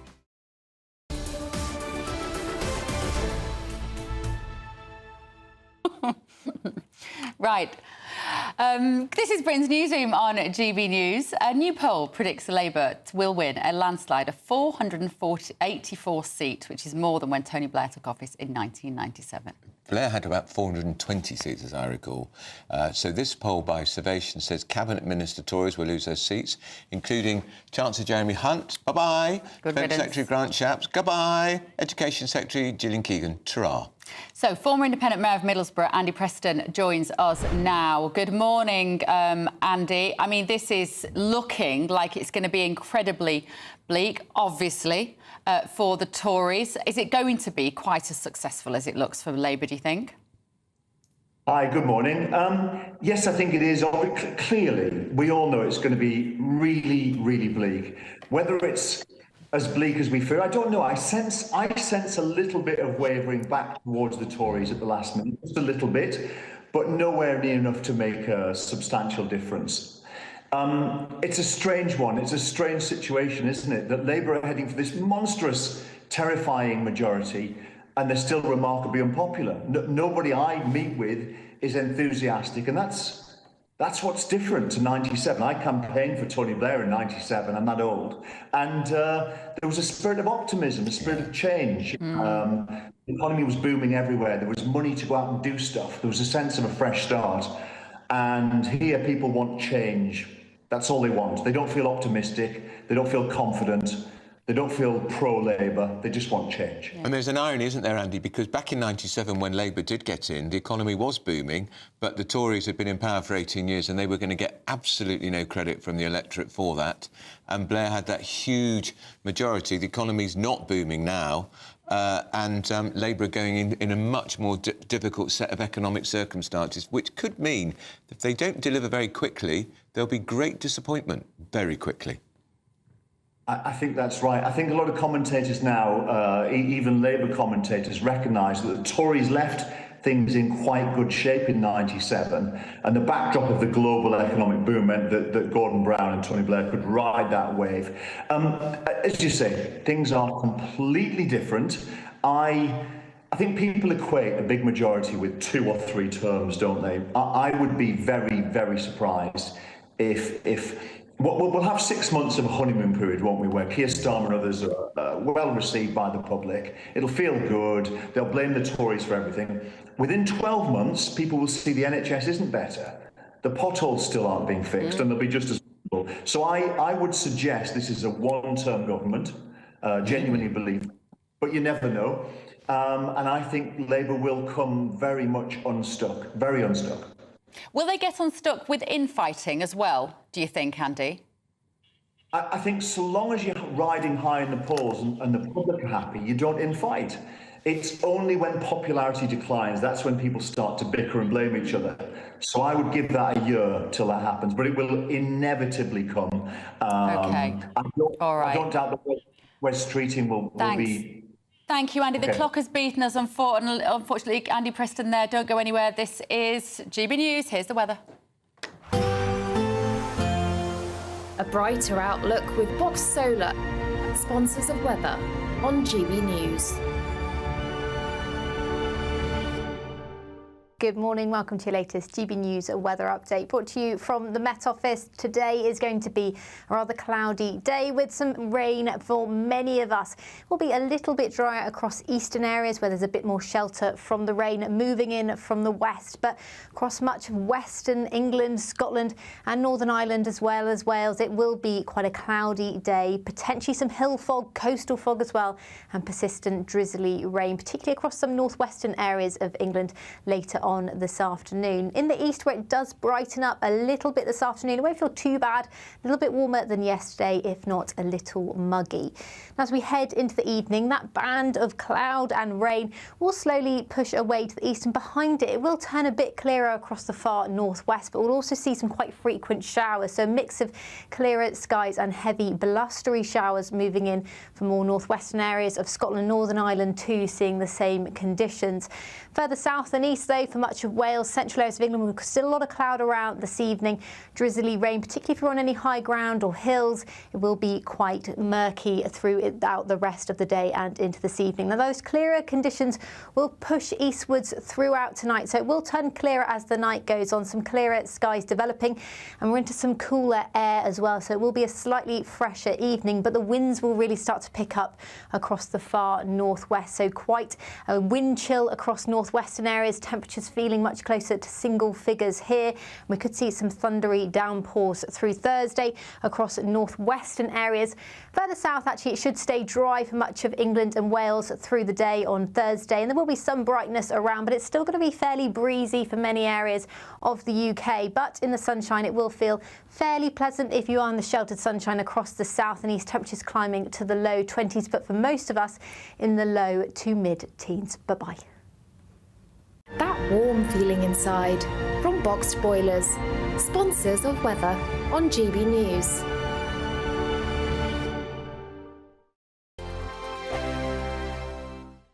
£30,000 in tax-free cash really could be yours. It's our biggest cash prize of the year so far, and you could be getting that winning call from us to tell you that you're our next Great British Giveaway winner. You're joking. Really? Seriously? It's not a line, what is it? Oh, slippy neck. Oh, dear. Oh, my God. This is amazing. I'm in shock. Like I said, I've never won anything like this. That is absolutely fantastic. We're over the moon. Thank you. For a chance to win £30,000 in tax-free cash, text cash to 63232. Text costs £2 plus one standard network rate message. You can enter online at gbnews.com/win. Entries cost £2, or post your name and number to GB07 PO Box 8690 Derby DE1 9TT. UK only. Entrants must be 18 or over. Lines close at 5 p.m. on the 30th of August. Please check the closing time if listening or watching on demand. Good luck. Are the newspapers getting you down? My wife didn't divorce me that month. Struggling to separate the wheat from the chaff? I know that it's a bit of a circus at the best of times. Well, don't worry. Headliners has got you covered. We'll take the burden of reading the day's news, and if we get depressed, who cares? It's an occupational hazard, frankly. That's Headliners on GB News from 11 p.m. till midnight, and the following morning, 5 till 6 a.m. on GB News, the comedy channel. Nah, just kidding. Britain's news channel. Good afternoon, Britain. Your lunchtime update on the stories that matter across the UK. From breaking news and insightful analysis, inspiring stories and lively debates. You're comparing yourself to a former Prime Minister. Which is it? Stay informed, stay updated, stay entertained. I just don't know how anyone would not want to be there. Every weekday from midday. We are Good Afternoon Britain, only on GB News. Britain's news channel. Hi there, I'm Michelle Dewberry, and I'm going to take a second to tell you all about my show, Dubes & Co. We start off with the issues of the day. We then bring in both sides of the argument. We get rid of the disrespect, and then you throw me into the mix. And trust me, I'll tell it exactly how it is. And then, of course, the magic ingredient, you at home. We mix it all together, and what have we got? In my opinion, the best debate show in town. Monday to Friday, 6 till 7 on GB News, Britain's news channel. I'm Patrick Christie's. Every weeknight from 9, I bring you 2 hours of unmissable, explosive debate and headline-grabbing interviews. What impact has that had? We got death threats and the bomb threat and so on. As time passes, she could have said Storm. You made my argument for me. My guests and I tackle the issues that really matter with a sharp take on every story. Went everywhere. Something practical could be done. Or I can become something different. Patrick Christie's tonight from 9 p.m. only on GB News, Britain's news channel.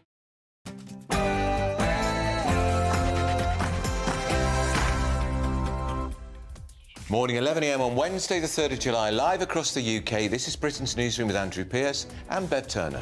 Very good morning. So Boris and Rishi Sunak united, sort of. Boris Johnson made a surprise appearance at a Conservative Party rally, warning it's not too late to stop Labour. Sunak was not there. There's only one thing to do. Vote Conservative on Thursday, my friends. And Sir Keir Starmer, the Labour leader, promises to restore hope as a new poll says Labour will outperform the landslide win achieved by Tony Blair in 1997. And lying has been banned in the Senate. A Welsh Parliament will be the first in the world to outlaw politicians lying. Would this restore your trust in politics?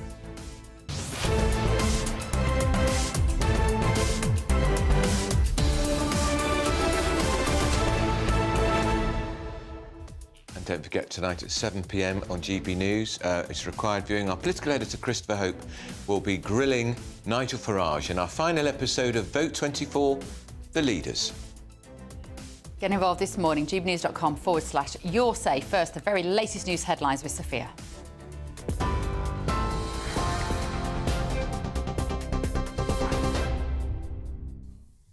Bev, thank you. Good morning from the GB Newsroom. At 1 minute past 11, your headlines. Labour is making its final pitch with a message to voters that if they want change, they must vote for it. Sir Keir Starmer says a big Labour majority would be better for the country, giving his party the mandate they need to repair what he called broken Britain. Fighting for every vote, and across the country there will be constituencies which will go down to the wire. And therefore we will continue to fight until 10 o'clock tomorrow night, making the case that change only happens if you vote for it. But it is a huge opportunity for our country. This is the opportunity to turn the page and to move forward. And I want people to go out and vote for change and be part of the change that I think will bring about such a different and better future for our country. Meanwhile, Boris Johnson returned to the campaign trail last night with a warning that a Labour victory means electing Britain's most left-wing government since the war. In his first and final appearance of the election campaign, the former Prime Minister said giving Sir Keir Starmer the keys to number 10 would mean higher taxes. The Prime Minister appeared on stage shortly afterwards, telling the crowd that it was great to have a united Conservative family, though Mr Johnson didn't mention any of his successor's achievements. These polls are right. Then at the very moment when this country has beaten COVID and beaten post-COVID inflation, at the very moment when we should be encouraging enterprise and growth and putting some money into home ownership and putting some money into people's pockets, Westminster is about to go in diametrically the opposite direction.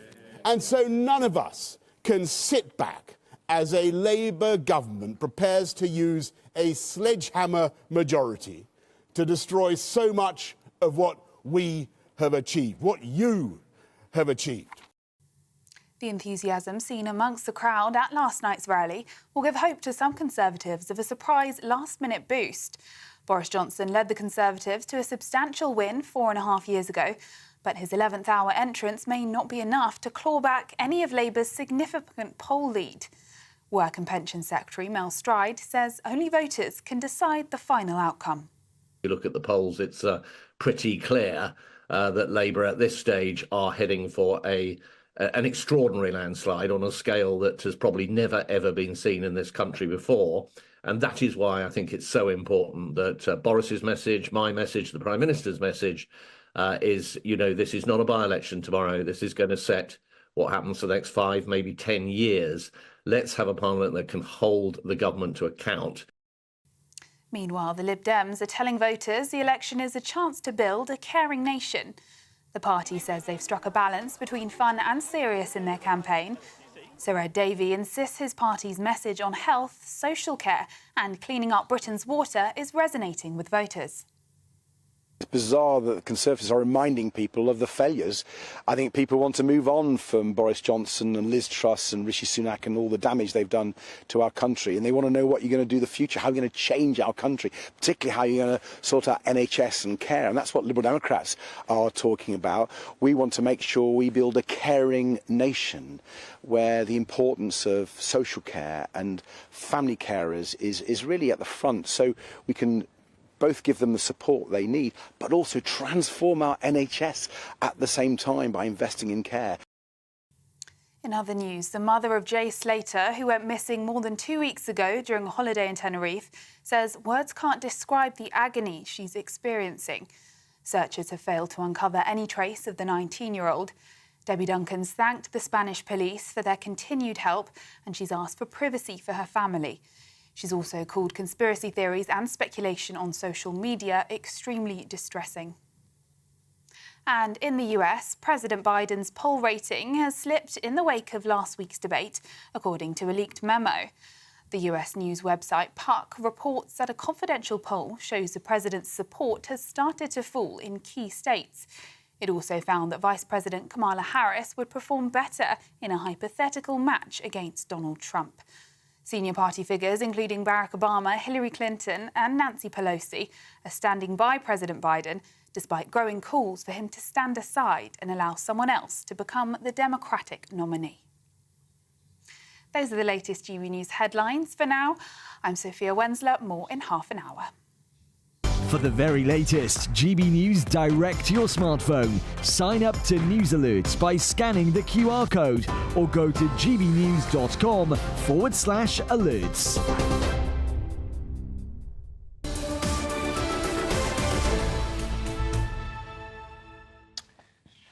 Hello and welcome. This is Britain's Newsroom on GB News. The time is 11:06. It's Andrew Pearce and Bev Turner. Let's see Lots of emails coming in, I think. What you've been saying at home. Sam has said, have a look at Wales before you vote Labour. Their NHS is arguably much worse than ours. They had much more draconian lockdowns, and they obviously have this 20 miles an hour speed limit. Controversially, they clamped down on the motorists. It's all about control over in Wales. Dave, I was thinking about voting Conservative against my better judgment until Johnson stuck his oar in. Self-serving, self-righteous, opinionated buffoon.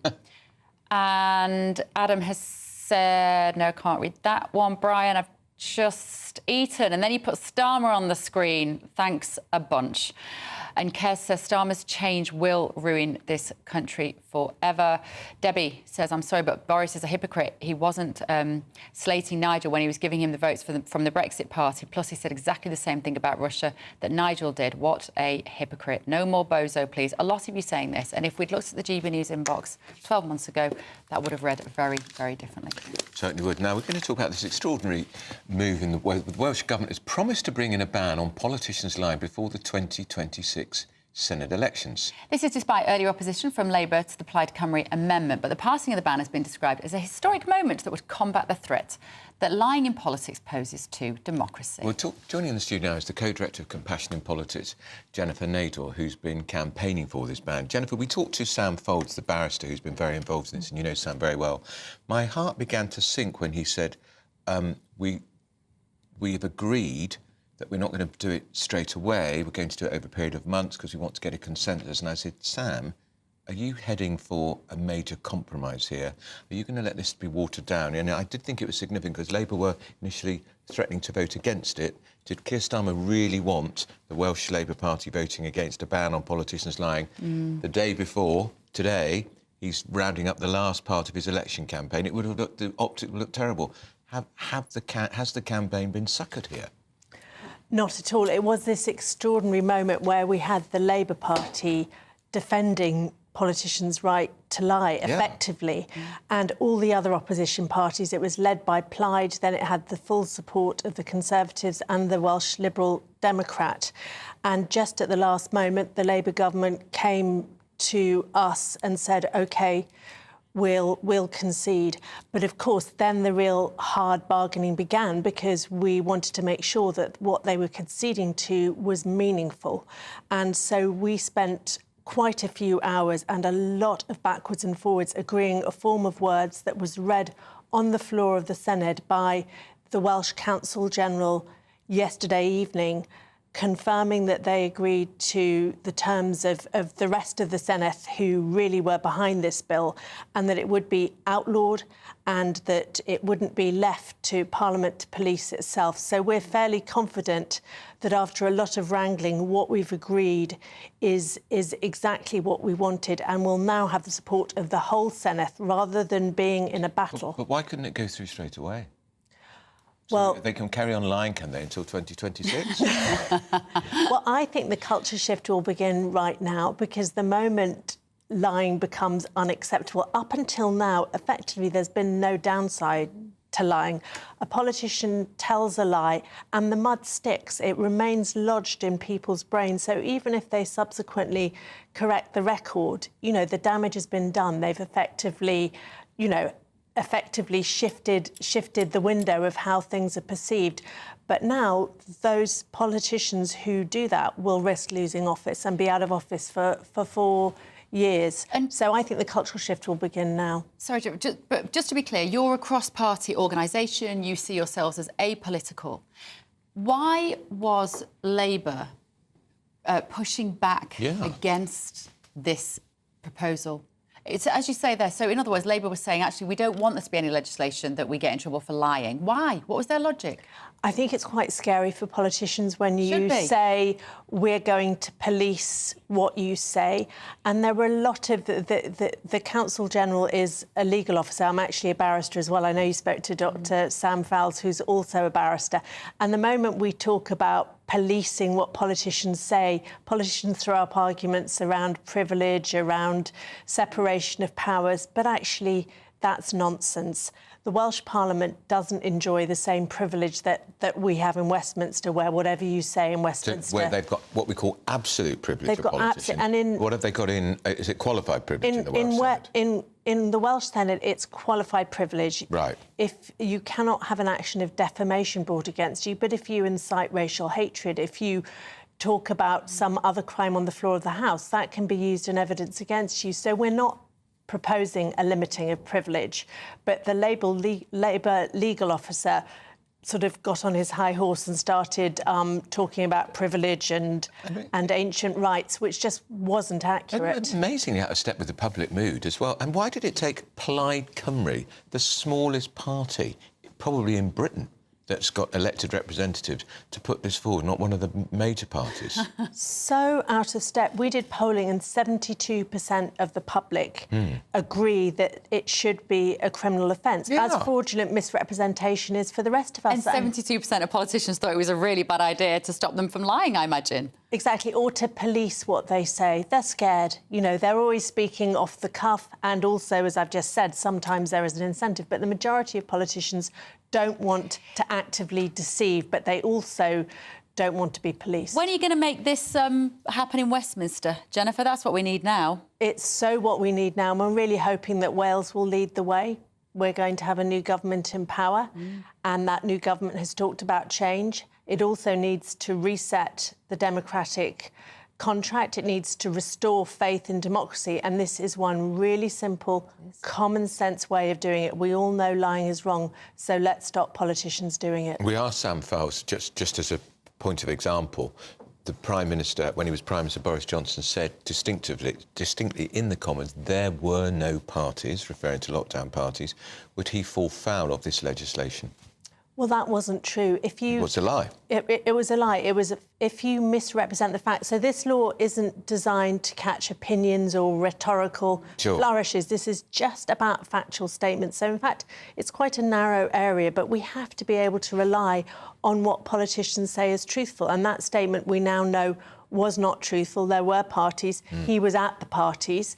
And so it was a lie. And, yes, he would have fallen foul of it. And is it an automatic 4-year ban, or is it graded? At the moment, it's automatic, but that will be up for discussion because there is an argument that a trivial mistake is not as grave as, say, the mistake as a deliberate deception like that. Is this effectively opening up a whole new area of law, Jennifer? Like, are there many lawyers who would be qualified and equipped to handle this sort of cases, which will involve a lot of nuance. Well, it's interesting that you say that, because the politicians who oppose it go, oh, this is a whole new area of law. But it isn't. It's the same law that applies to the rest of us. If you're selling a car and you say this is a Ferrari when really it's a Ford, that's a misrepresentation, and the law will interfere. If you're in finance, if you're a school teacher, if you're a doctor, the law applies to fraudulent misrepresentation. So this body of law exists. It just hasn't applied to politicians, and it needs to. Why has it taken so long? Who has power? Follow the power. It's about who has power. And also, sometimes the things that are common sense to all of us somehow elude the political space, and people think it's impossible. But it's not impossible. Same with the way politicians behave in the Westminster Parliament, cheering, booing, shouting. That's just common sense as well. And yet these behaviours persist, and it's time that they stopped and that we modernised and made a more functional way of doing politics. Well, let's hope, Jennifer, that you and our friend Sam Fowles will be a thorn in the side of this incoming Labour government, if that is indeed what we have, from Friday onwards, and make sure this is one of the first things on his desk to do. The British public... Well, he's a lawyer too. I mean, he would see Starmer as a lawyer. Yeah. How could he possibly oppose it?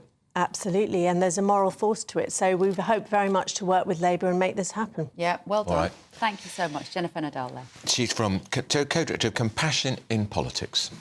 Right, up next, find out which Cabinet Minister may not be able to make a leadership bid due to postal voting delays. This is Britain's Newsroom on GB News.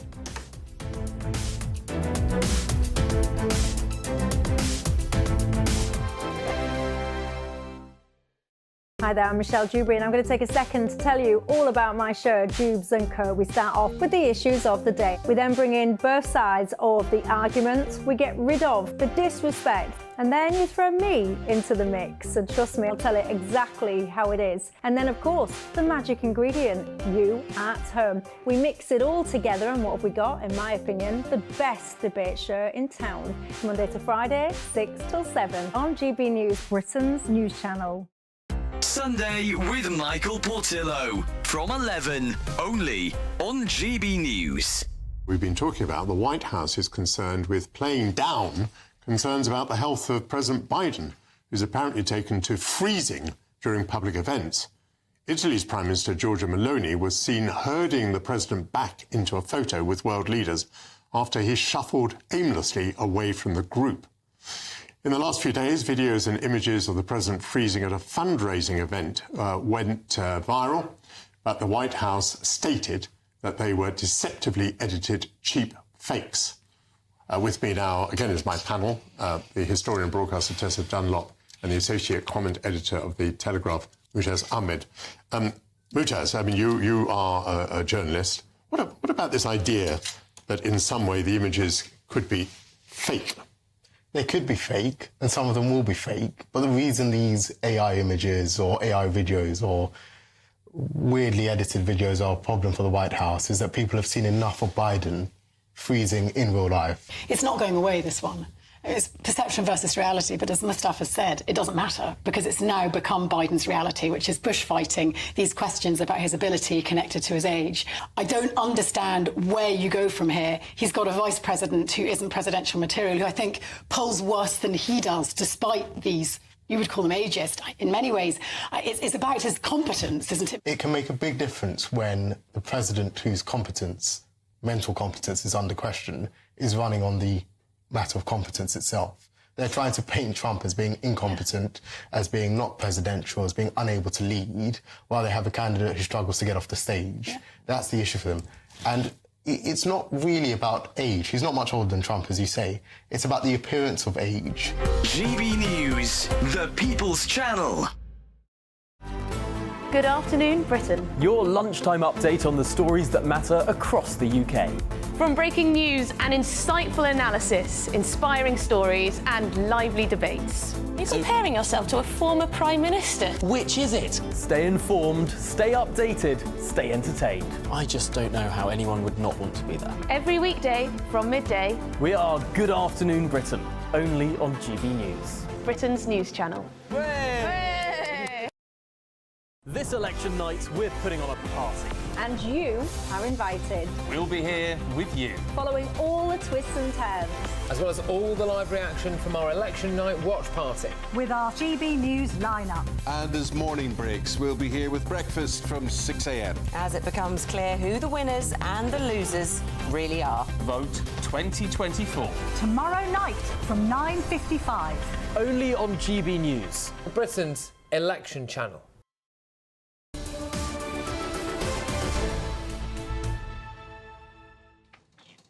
.19, this is Britain's Newsroom, live across the United Kingdom with Andrew Pearce and Bev Turner. Panel's back. Bill Rammell, former Labour minister, and Alex Armstrong, commentator. And there's a certain Tory who a lot of people think could be the next leader of the party, not me, actually, as it happens, who could be in a bit of trouble because of postal votes. That's right, Kemi Badenoch, isn't it? So, of course, she's one of the candidates standing that is affected by this Royal Mail perhaps scandal where the ballots aren't getting out.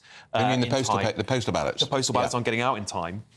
And so, obviously, now the Tories are pretty much conceding defeat. We're talking about who's going to be the next Tory party leader. And she is flaunted as the number one at the moment. But if the postal votes don't get out, then there's possibly legal challenges in that seat, which means that she can't stand for Conservative Party because leader. There's around 2,500 ballot papers gone astray, and if it's a close result, maybe she wins by 500, 700. Sure, there would be a challenge. It would be, but the Tories could delay the contest, but why would they? They've obviously confirmed these ballots have gone missing, Bill, because it says that the council have said this is human error in not sending out these ballots. Some of them, it just seemed a little mysterious that maybe they were stuck in the post somewhere. They've obviously nailed this on. This is tough for her. It is. I mean, I think there's a general issue across the country about the handling of postal votes, and I think that's partly cuts in local councils. It's also the timing of the general election, which was in Rishi Sunak's hands. It's unusual to have an election in July. Yeah. I think in most cases, the mitigation that councils have taken to hand deliver ballots will withstand legal challenge. In Kemi Badenoch's case, 2,600. I think that means the risk of legal challenge is significant. And as well, I think for someone like Kemi, it particularly as it might be close, she might be the one who pushes for a legal challenge, frankly, because the Tories are going to need more seats than I think the Labour Party might just want to go. Do you know what? We'll waive it. But she might be the one who wants it to be delayed. There's also, I think it's a little dated and an old-fashioned view that postal ballots are normally Tory voters because they're older people.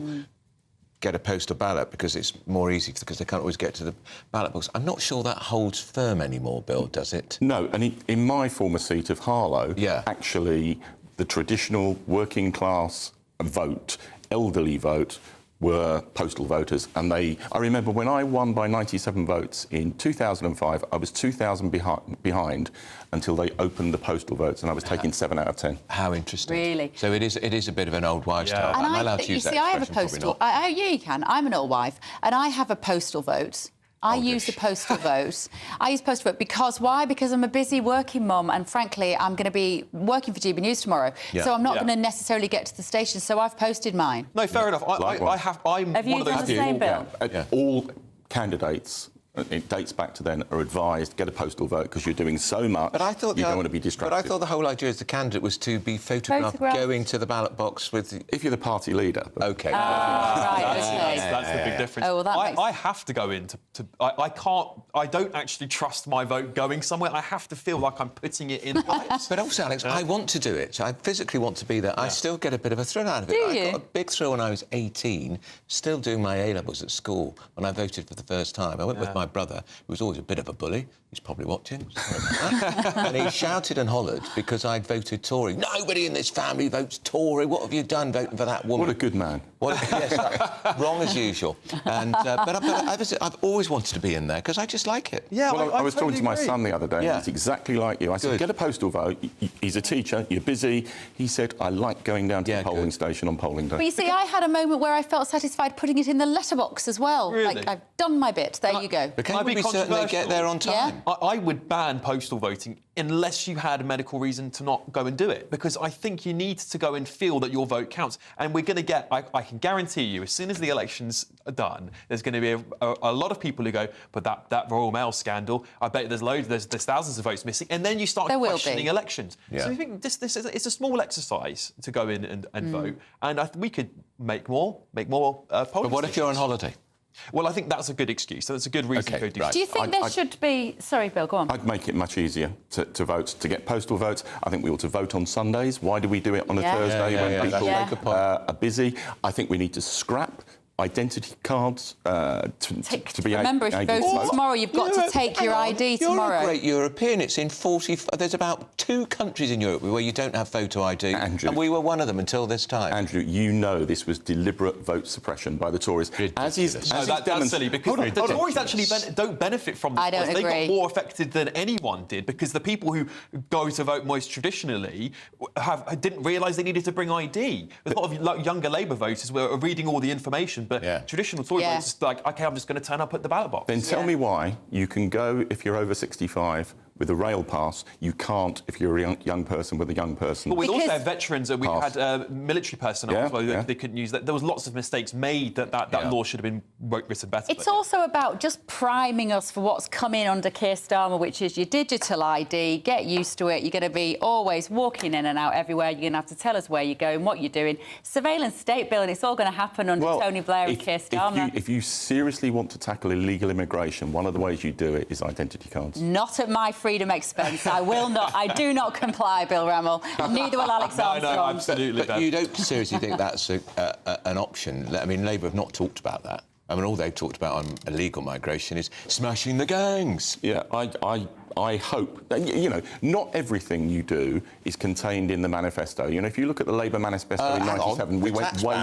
That's what they keep telling you, not in the manifesto. On tax, but all other issues, we achieved massively beyond the manifesto in 1997. And I think identity cards, we should have brought them properly in when we were in government last time. I think we will over the next... Well, Gordon Brown started the process, as you remember, and David Cameron stopped it, because he was in coalition and Lib Dems wouldn't have it. I mean, I don't think this solves the problem of illegal immigration. Not at all. I mean, no, it's one of the things that helps. Well, you'd be getting to a point you'll be handing them out at Dover. I mean, this is the problem.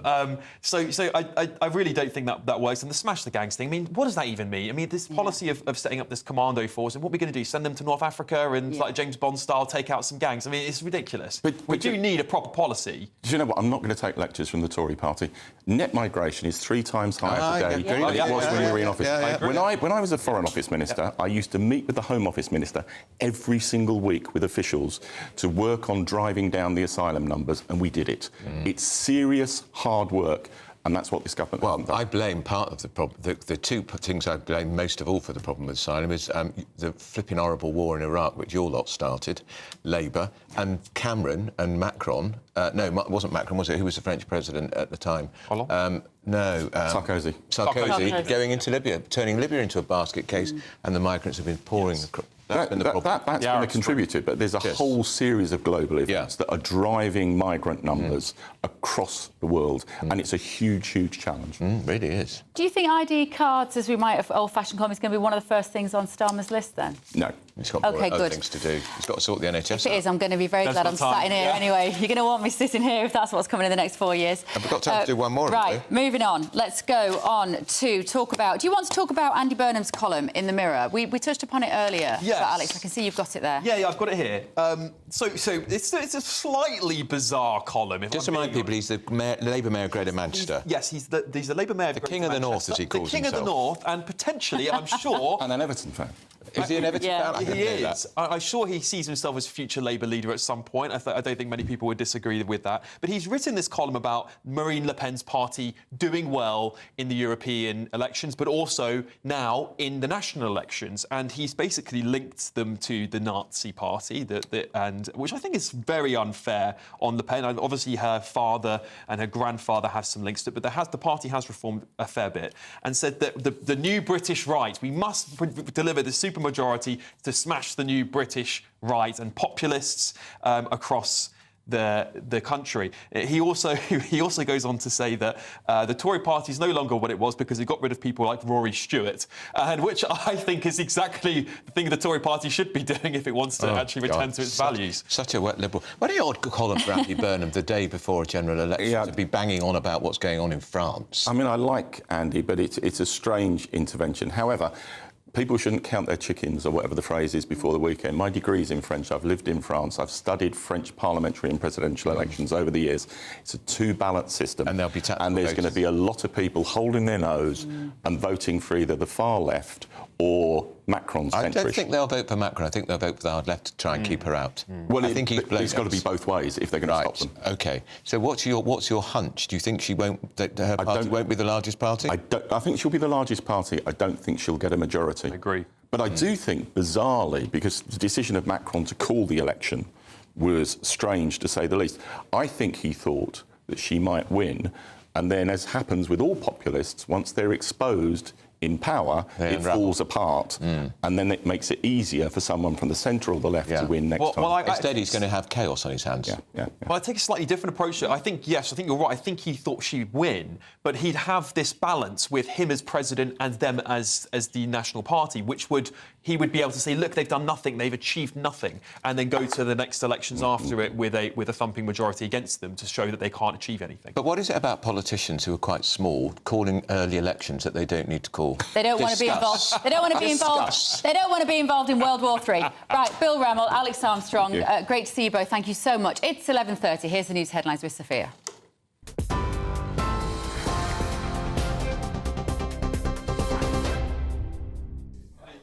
Bev, thank you. It's 11:30. I'm Sophia Wensler in the GB Newsroom. Your headlines. First, to some breaking news. The former leader of the DUP will face a trial over allegations of historical sex abuse. A judge at Newry Magistrates Court said this morning that Sir Geoffrey Donaldson and his wife, Lady Eleanor Donaldson, both have a case to answer in connection with the allegations. Sir Geoffrey is accused of 1 charge of rape, 4 of gross indecency and 13 charges of indecent assault between 1985 and 2008. Labour is making its final pitch with a message to voters that if they want change, they must vote for it. Sir Keir Starmer says a big Labour majority would be better for the country, giving his party the mandate they need to repair what he called broken Britain. For every vote, and across the country there will be constituencies which will go down to the wire, and therefore we will continue to fight until 10 o'clock tomorrow night, making the case that change only happens if you vote for it. But it is a huge opportunity for our country. This is the opportunity to turn the page and to move forward. And I want people to go out and vote for change and be part of the change that I think will bring about such a different and better future for our country.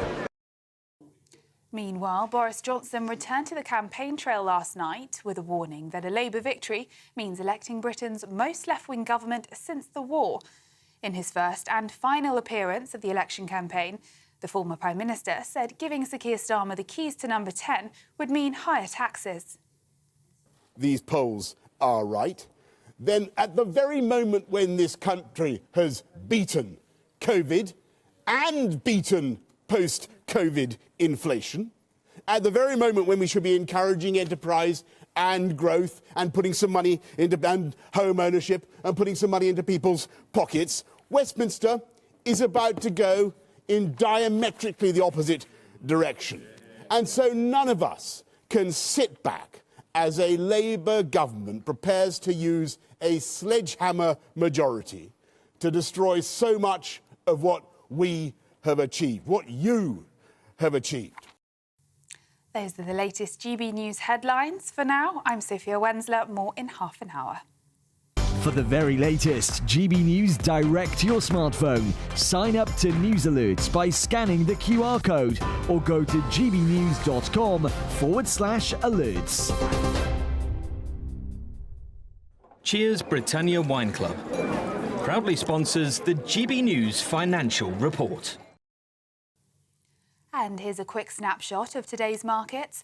The pound will buy you $1.2696 and €1.1799. The price of gold is £1,847 and 2 pence per ounce. And the FTSE 100's at 8,168 points. Cheers Britannia Wine Club proudly sponsors the GB News Financial Report.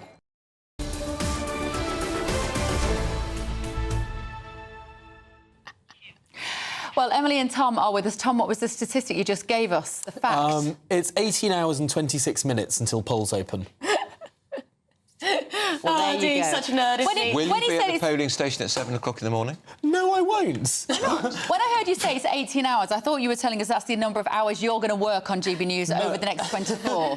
Actually, I mean... it's not far off that, though, is it? I don't think it's that far off, because I've stupidly volunteered to stick around for breakfast as well. I just don't think I'll be able to go to sleep. Well, you're a young lad. You can do it. If it's now or never, isn't it, really? You'll be so excited, won't you? We've got a big new poll dropping at the top of the show, which is quite revealing, isn't it? It's an interesting one. Well, it is, and these are the polls that really matter, because these are the last-minute sort of big snapshots of where the country is. A poll taken 2 weeks ago shows where the country was 2 weeks ago. A poll taken now is going to be darn close to what we actually see in just 18 and a half hours' time. Because people tend not to change their mind in the last 24 hours?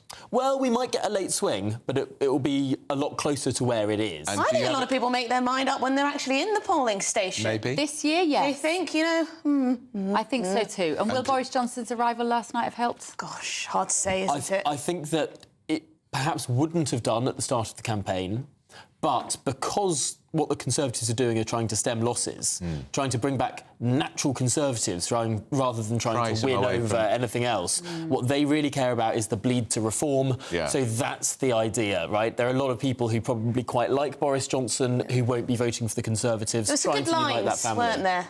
There were some good lines in there. She's down punchy ones. Unreconstructed. They were punchy ones, though, Bev, weren't they? You're not punchy. You may not approve, but they were punchy. They were lies. I think they were right to wheel him out because they've got to get those reform waivers for the reform. Will it work? I don't know. Will it work? And do you know what the poll's going to say that we're seeing at midday? Well, Matt Goodwin's going to explain all. Right. Oh, it's a Matt Goodwin poll, It's a Matt Goodwin poll. So reliable. Exactly. Good poll, and you've got the author of the poll here to talk about it. He'll be there at the top of the show. Primary source. But also we'll be able to explore how it compares to these others. What actually is the predictive ability of these things? Because ultimately it is now the final hours of this race. Brilliant. Yes, 18 and a half, if you're wondering. It is, and I will be hanging on to watch Matt Goodwin's poll. At midday.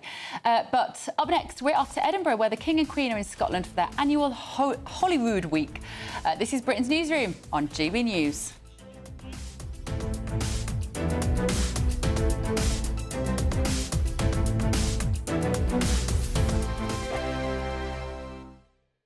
Hello, welcome to your latest GB News weather update from the Met Office. It's going to be a cloudy day for most of us today. Rain and drizzle moving in from the west. A bit of a brighter start across eastern areas.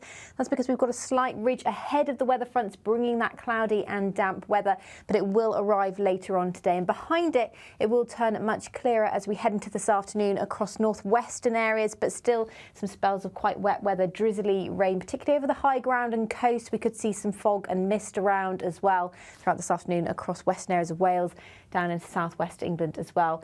Brighter across central and eastern areas, highs of around 20 degrees, so not feeling too bad, but actually across the northwest, when that rain does clear through, the winds are really going to pick up as we head into this evening and into Thursday as well. And we'll also start to see some pretty heavy showers moving in. There is a risk of thunderstorms with these showers moving into northwestern areas of Scotland, as well as some northern areas of Northern Ireland. Now, the band of rain will likely sit slightly across northeastern areas of England, central areas of England as well into this evening, and there'll be quite a lot of cloud round across the south and east, but across Wales and southwest England starting to brighten up a little bit here. But that breezier weather will become more widely felt as we head towards Thursday. So a clearer night to come, some clear spells, mainly dry for many southern and central areas, but these showers will continue to push in, particularly across northwestern Scotland and some southwestern areas of Scotland Scotland as well. So a slightly fresher start tomorrow with those clearer skies tonight.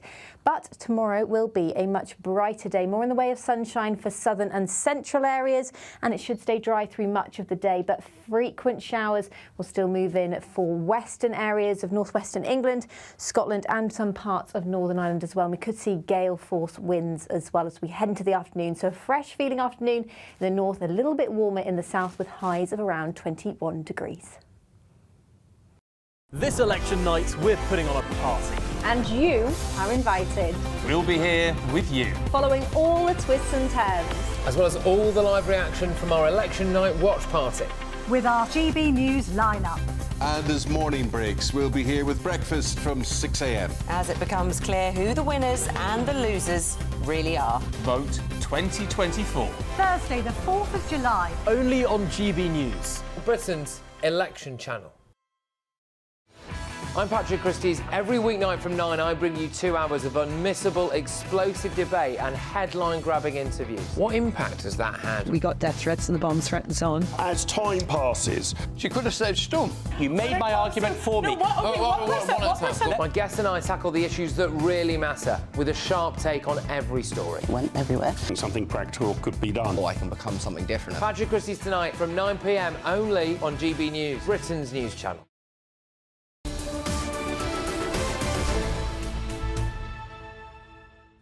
Of course, the other big event this weekend is not just a new government, it's the football. Andrew Pearce, you are not excited about I am not football. watching it, the quarter-finals. You can't be excited about it. Although I was cruelly lampooned by the Scottish National Party today in their newspaper with an image of me with a tube of Toblerone because I mocked their leader in the Westminster Parliament, Stephen, whatever his name is, because he flatly refused in an interview to say anything nice about England in the Euros because he's appealing to his nationalist base. Pathetic. Grow up, hang on a minute. What's that got to do with you and Toblerone? Because we're playing Switzerland, and Switzerland is the home of Toblerone, and he kept saying, well, I'm a fan of Toblerone. So I just put out on social media, well done, mister, you've just lost a lot of floating voters in Scotland because, come on, why can't... Do you remember when Andy Murray said... anyone but England in a football competition. Yeah. Now, he was a young man when he said that, yes, and he made a mistake, and he was joking, though, and he was. But the SNP bloke, Stephen Flynn, was really visceral about England. He just obviously thought if he could say anything nice about the England football team, it would cost him votes. I think it probably has cost him votes.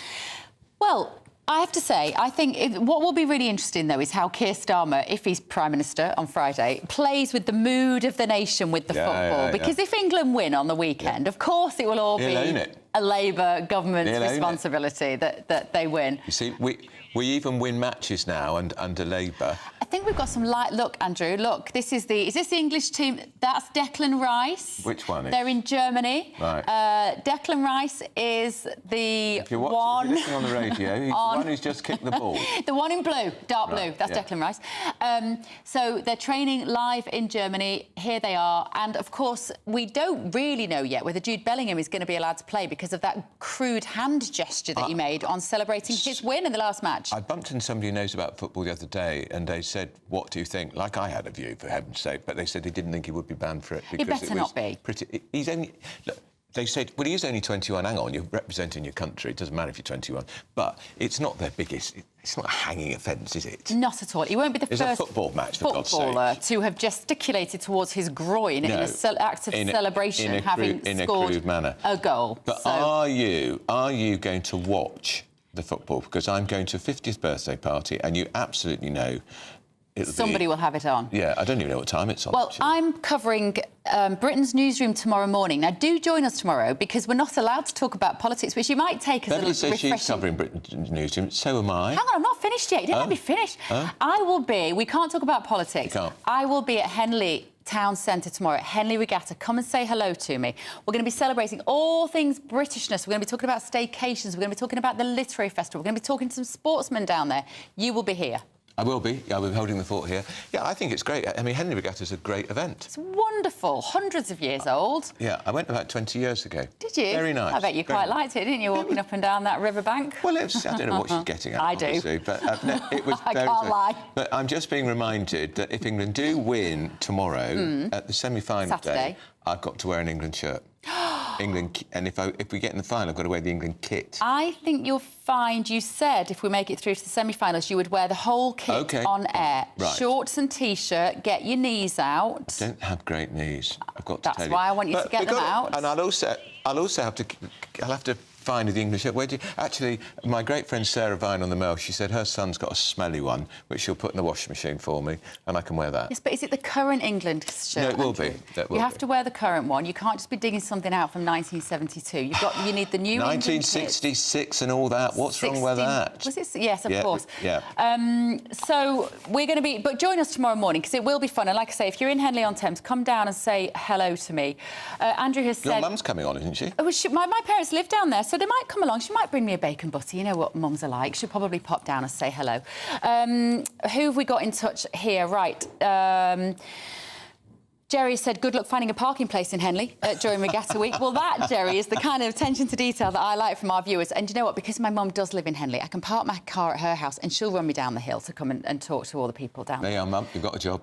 Anna says, only a few hours till I can vote. Johnson failed as Prime Minister. His appearance made no difference to my vote. Labour are not loyal to Israel and was never going to vote for them. Anna says she's voting for reform. Andrew has said, hi, Bev, what charity shop did you buy your jacket from? That's a bit cheeky, isn't it? It's a very nice jacket, actually. Thank you. You can get nice jackets in charity shops, because that's where I send mine if I get a bit old and I'm bored with them. Exactly. And Helen has said, I don't believe the polls. Now, this is because Emily and Tom have got a new poll breaking at midday. I don't believe the polls. I don't believe most MPs. I don't believe the mainstream media. I do look and listen to the people of this great country, and so many of them have been silenced, says Helen. I hope people also are reflecting on the fact that the Welsh Parliament is about to bring in a law which will make it illegal for any parliamentarian to lie, and not just in the chamber, in any literature that they use. I mean, it's a really important step. Although I'm still worried, despite our conversation with the Institute for Compassion in Politics, that it's going to get watered down. Why did you say Institute for Compassion in Politics with a little derision then, Andrew? Well, you know, I mean... We need some compassion in politics. We do, but when you hear politicians want to delay something, you think they're going to water it down. Paul has said, good morning, Paul, I never thought about taking a pen to the polling... What do I mean? Station. Thank you. Before. I will from now on. Take a pen so nobody can change your vote, because they hand you a little pencil. They do. They do. And keep and remember, going. while we're talking about voting, remember you must take photo ID. Otherwise, you will not get a vote, and you can remonstrate and you can argue. So, driving licence, passport. Bus pass, as Bill was saying, if you're a pensioner. And Lauren says, doesn't the UK get a public holiday for voting day? We get a day off in South Africa. Yes, it's a shame. I think we should all get a day off. If you want to encourage people to vote, we probably should get a day off. Well, the easiest way is, as Bill Rammell said, vote on a Sunday. That's what they do in France. Yep. And they're doing it in France on Sunday. Isn't it amazing? When their second round of voting on Sunday, 2 days after our election, finally cranks to a halt. Yeah. They just do it a lot quicker. They do. Right, tonight at 7 o'clock on GB News, our political editor Christopher Hope has an interview with Nigel Farage. It's our final episode of Vote 2024, The Leaders. If you're still wavering, watch that. You never know. It might change your mind one way or the other. But still to come, we're going to Edinburgh because it's a very, very important anniversary there, and we'll be talking to our very own royal editor, Cameron Walker. This is Britain's Newsroom on GB News. Hi there, I'm Michelle Dewberry, and I'm going to take a second to tell you all about my show, Jubes & Co. We start off with the issues of the day. We then bring in both sides of the arguments. We get rid of the disrespect, and then you throw me into the mix. And trust me, I'll tell it exactly how it is. And then, of course, the magic ingredient, you at home. We mix it all together, and what have we got? In my opinion, the best debate show in town. Monday to Friday, 6 till 7 on GB News, Britain's news channel. This is GB News, Britain's news channel. History lecturers at the University of Liverpool have been advised to problematise whiteness and heterosexuality in their seminars. They are saying that you should be guilty if you're white and heterosexual. Not using the long words they use, but that's kind of what they're saying. Yeah, but do you know what? History in this country is concerned with more and has been lived by more white people and more heterosexuals, right? And that's the history. I'll tell you something else, Dawn. This is Russell Group University material here. This is Liverpool. It's a really good university.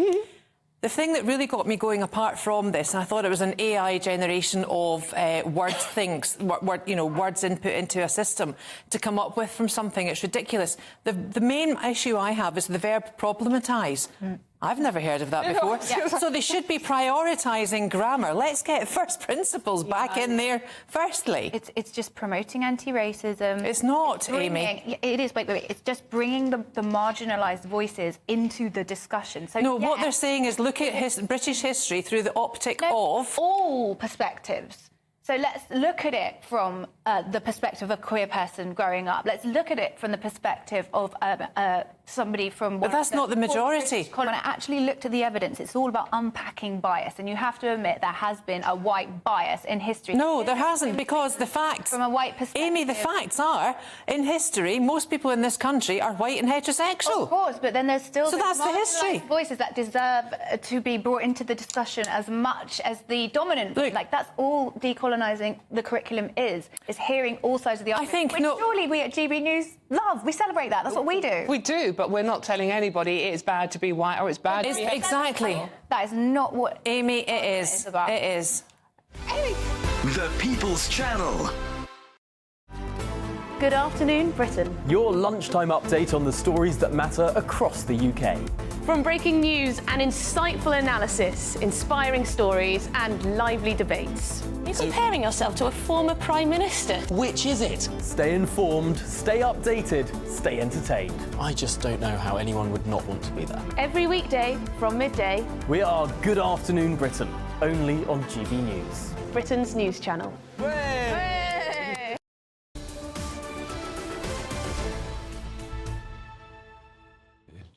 So let's go to Edinburgh now, where the King and Queen are in Scotland for their annual Holyrood Week. And this year is very special because the Scottish capital celebrates 900 years.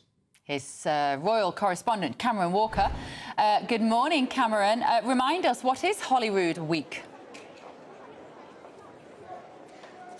Good morning, Bev. Well, Holyrood Week is the annual tradition where the monarch spends a week based in the Scottish capital, Edinburgh. He is currently at the Palace of Holyrood House. He has just left, and I'm talking in the last 10 minutes or so, St Giles Cathedral. There was a very important service, the Order of the Thistle, the oldest order of chivalry in Scotland, perhaps nodding to the theme of 900 years, as you just say, of Edinburgh, the city itself. So members of the royal family, including the King, Queen, Prince Edward and Prince William were all here wearing their green velvet robes, white feathered plume hats as well, in front of a big crowd inside St Giles Cathedral. Before, though, however, the service, there was a lot of noise. So as they were driving up from the bottom of the Royal Mile where the palace is, up to St Giles Cathedral where I am, there was noise from both sides of the pavement from the crowd. On the one side, there was pro-unionist, very patriotic crowds cheering for the royal family. On the other, big yellow signs, big shouts of "Not My King," Republican protesters. There was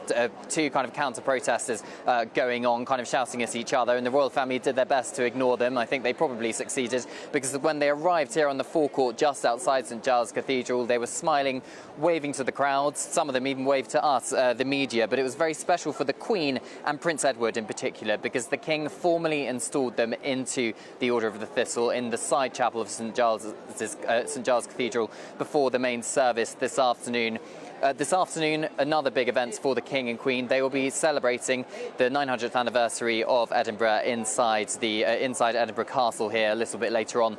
It's a very slimmed down Royal Week, though, Bev. Royal Week is usually, funnily enough, 1 week, but because of the general election, the King is having to leave Scotland early, come back to London, because, of course, on Friday at Buckingham Palace, he will be appointing somebody as Prime Minister, whoever that may be. Cameron, that's a really good point. I wonder if Rishi Sunak factored in Holyrood Week when he decided on this date. It doesn't seem terribly respectful, does it? I can remember in 2005 when Blair, we thought, was going to go to the country. Everybody kept thinking, why hasn't he announced it? Why hasn't he announced it? And I went into my office, I was on the Times then, in Wapping, and I said, it'd be about an hour, the announcement. He said, why do you know? I said, the Queen has just gone past in her car. And she looked fed up as hell because she'd had to interrupt her weekend in Windsor. So isn't it funny that so King Charles is now interrupting his Holyrood Week for the general election? Yeah, which will be seized on by Scots to say you're denuding us of our time with our monarch. Yeah, fascinating. He has to be in London, in Buckingham Palace, or it'll be Buckingham Palace, for Rishi Sunak to go and say, ta-ra. Yeah. And for Keir Starmer to say, it's me. Well, maybe. Who knows? Still a lot of wavering voters out there. The King's third Prime Minister. And he's only been on the throne 5 minutes. It's extraordinary, isn't it? That's a very good point. Liz Truss, Liz Truss, Rishi, and now we're going to get Keir Starmer. 3 already. Amazing, isn't it? Right, make sure you go out and vote tomorrow. Don't forget to take your ID with you. Make sure you stay with GB News for the next few days. This is the only place to be to watch all of the election coverage. That's it from us this morning. As I say, tomorrow morning, I'll be in Henley-on-Thames. You'll be here. I will be. Holding the fort. But next, Good Afternoon Britain with Emily and Tom. See you tomorrow. Just hours to go until polls open, and a new opinion poll will be dropping in just a couple of minutes' time that gives us a clue to what this result will really be. We're down to the final hours now. Could the country change irreparably? And the mystery deepens over missing teenager Jay Slater. We've got a journalist on with a scoop in today's Daily Mail. We'll find out more after the weather. Looks like things are heating up. Boxed boilers, sponsors of weather on GB News.